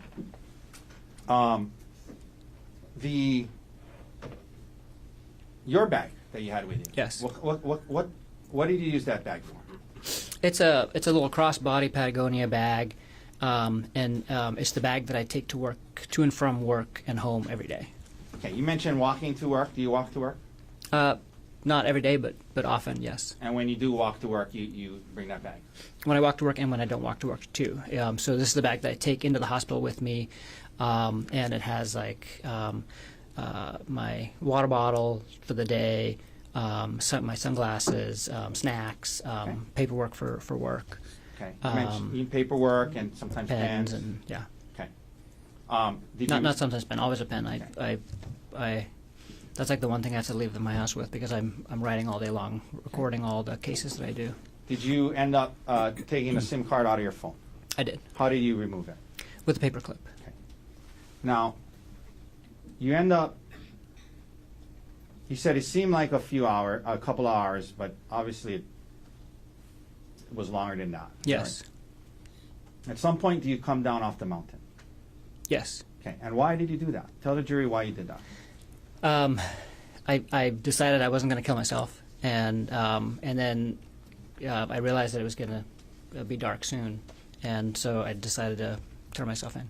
Okay. And so you actually came off the mountain when the sun was still out? I mean, Yes. when it was still lit? It was still lit. Yeah, it was still light outside. And that was to turn yourself in. Yeah, 'Cause if you didn't want to be caught, what would you have done? kept hiding until dark, and Okay. So you come down, and there was talk about you walking, down the road when the 3 officers got there. yes. And were you trying to flee from them? No. Okay, so explain that to the jury. What happens when they pull up to you? So I was walking down the road, and I was on in the little grassy area between the road and the The one that was on the photograph. Bushes. That one was like that little yeah. grassy area. And I heard a car behind me, and I looked, and it was like a minivan, and I just thought it's like tourists coming back from the Poly, and I was like, wow, I can't believe there's still tourists at the Poly. And so I just looked at it briefly, and then kept walking, but then the car stopped, kind of opposite me, Okay, and what happened? and I saw these 2 huge guys jump out of it, and they're both dressed the same, and I could see a police badge on the one. Let me that's stop you there. So closer you knew to they me. were police. Yeah, immediately. Okay, and so what happens then? They yell, "Please get down on the ground." What'd you do? I lay down on the ground, like Now, what did they do? on the grass, in the grassy area. What did they do? They ran over to me and held me down and struck me several times Okay. and handcuffed me. Okay.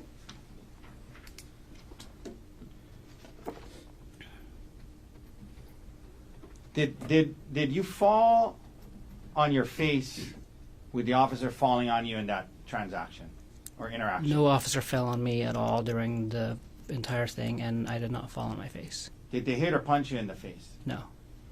But they did, as they testified, strike you a couple of times. Yes. In where? And my ribs and like my upper legs, like thighs. Okay. So, after this moment, now you're arrested. Did you have injuries from that whole day? Yes. Okay, we talked about the injury to the side of your face. Yes. What other injuries did you have after you were arrested? Just my ribs. Okay. Did you have any bite marks on your arm? No. Did you have any scratch marks on your face or body? No. And HPD photographed your injuries? Yes. Okay. Now, some additional questions, and we're getting close to the end of my examination, Gerhardt. I know it's been a long day. Your work bag on Maui. Well, let me ask you this before I go there. The bag that you had on, Yes. on the hike. Did you see the big blood stain on the back of your shirt? Yes. What was that from? It's from the bag Okay, that I was. Explain that. So during the scuffle, my bag, I was holding both bags. I put both bags down to take the selfie, and I had both bags again. Why did you have her bag? Because she had given it to me when she was climbing up on Okay. the tree. And then The scuffle happened. the scuffle happens, and my bag both bags, went flying basically, but my bag must have been right by her head, because after she left, when I picked my bag up, there was a bunch of blood on the Okay. back of it. And then you put the bag on your back, and that's Yes. how the blood got on your shirt. Yes. Okay. Now, your work bag. You're an anesthesiologist, correct? Yes. And you, that work bag was always on Maui. Is that right? That's correct. Do you work in more than one location? Yes. And why did you have medications and syringes in that bag? That's the bag that I use in the operating room every day, and I have medications in it that I use for work. Most of the medications that are in there are used for emergencies when I'm on call. Okay, let me ask you about that. When you're on call, do you sometimes you're at home and you have to rush in to a different, is it always the same location? Yeah, so when we're on call, we're always on call for the hospital. So Okay. I work at several locations, but all of the call shifts are for the hospital, really close to my house. And so I can take call from home. Oftentimes I'm in scrubs already, and I have this work bag either right by the door or in the car. That way I can respond directly to either the emergency room or to labor and delivery or to the operating room without having to go to my locker. Okay. Could we please publish States Exhibit 94? Your Honor, I believe it's in evidence. One second while you double check. I believe it is as well. Okay? Yes, you can proceed. Okay, so testimony was this was in a bag. Just a couple of things. So like, what is this? What is this? Those are bags of saline. The one on the left is still sealed, and the one on the right has medication in it. Okay. And this is a stethoscope, is that right? Yes. What is this thing up here? This and that. Oral airways for emergencies and elective surgery. Okay. These are all stuff that you had at home regularly when you were either on call or depending on where you were going to work. Yeah, this is everything that's usually in my bag, and it's everything that I would need to respond to different emergencies. Okay. Could we please also publish States Exhibit 103? That's also in evidence.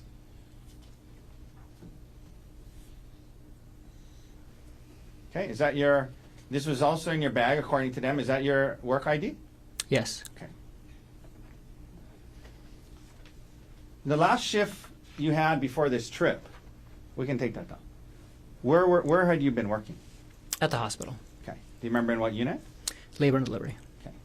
So after that shift, would it be normal for you to have that bag? Yes. Okay. Why is that?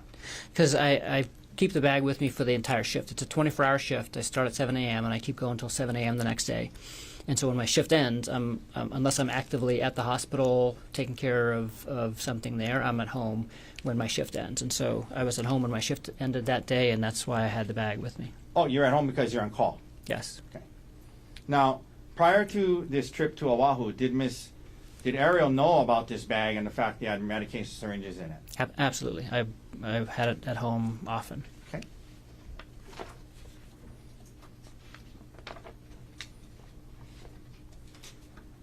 Now, just a few last questions, Gerhardt. You testified that you reacted to defend yourself when she had hit you with the rock, and it's all happening fast, and she has your testicles, you grab it and you hit her, and it was all happening fast. So you were defending yourself in that moment, is that right? Yes. Okay. And did you stop as soon as she stopped? Yes. Okay. But you also said you felt horrible about it. Yes. Okay. Can you explain to the jury how those things can coexist?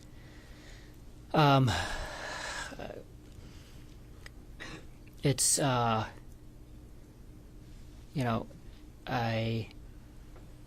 I believe in the right to self-defense, right? but I mean, in the moment, it was kind of an impulse. It wasn't like a conscious, like, I'm going to analyze this from like a legal perspective. It was, but yet the result of it was harm to my wife. Okay. How do you feel about that? That she's got hurt. Horrible. You've learned that she is filing for divorce and seeking full custody of your children. Yes. Yes.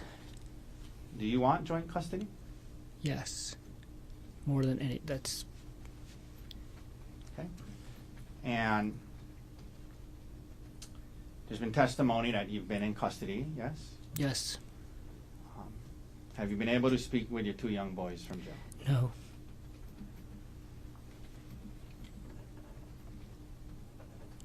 Gerhardt, did you have a plan to kill your wife on the mountain that day?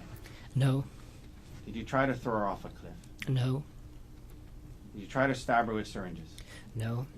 When you hit her with the rock twice, why did you do it? In self-defense. Thank you. That's all the questions I have. Thank you, Mr. Tucker. Mr. Gerhardt, can we take a cross-examination tomorrow morning? Can we approach Sharon?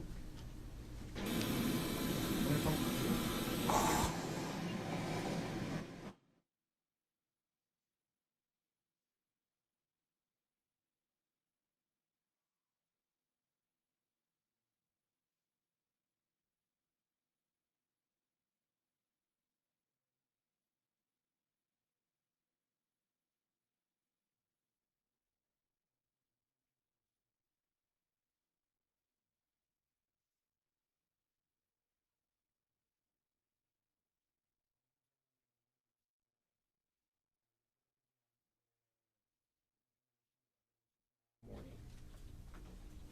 I have a fairly lengthy calendar in the morning, so instead of 9 o'clock, I'm gonna have you come back at 10. So start up at 10 o'clock. I'm gonna ask you to plan to be here for the full day tomorrow. I think we all sense that we're getting close to the end of the presentation of evidence, but I don't know how long it's gonna be. So plan on being here for the full day tomorrow. What I anticipate is that the jury will get the case for deliberation sometime early or mid next week. So we're actually ahead of schedule. So I think that's what we're looking at in terms of scheduling. We'll get a better idea midday or end of tomorrow, but I'll plan on being here all day tomorrow. Okay. Don't try to learn about this case outside of the courtroom.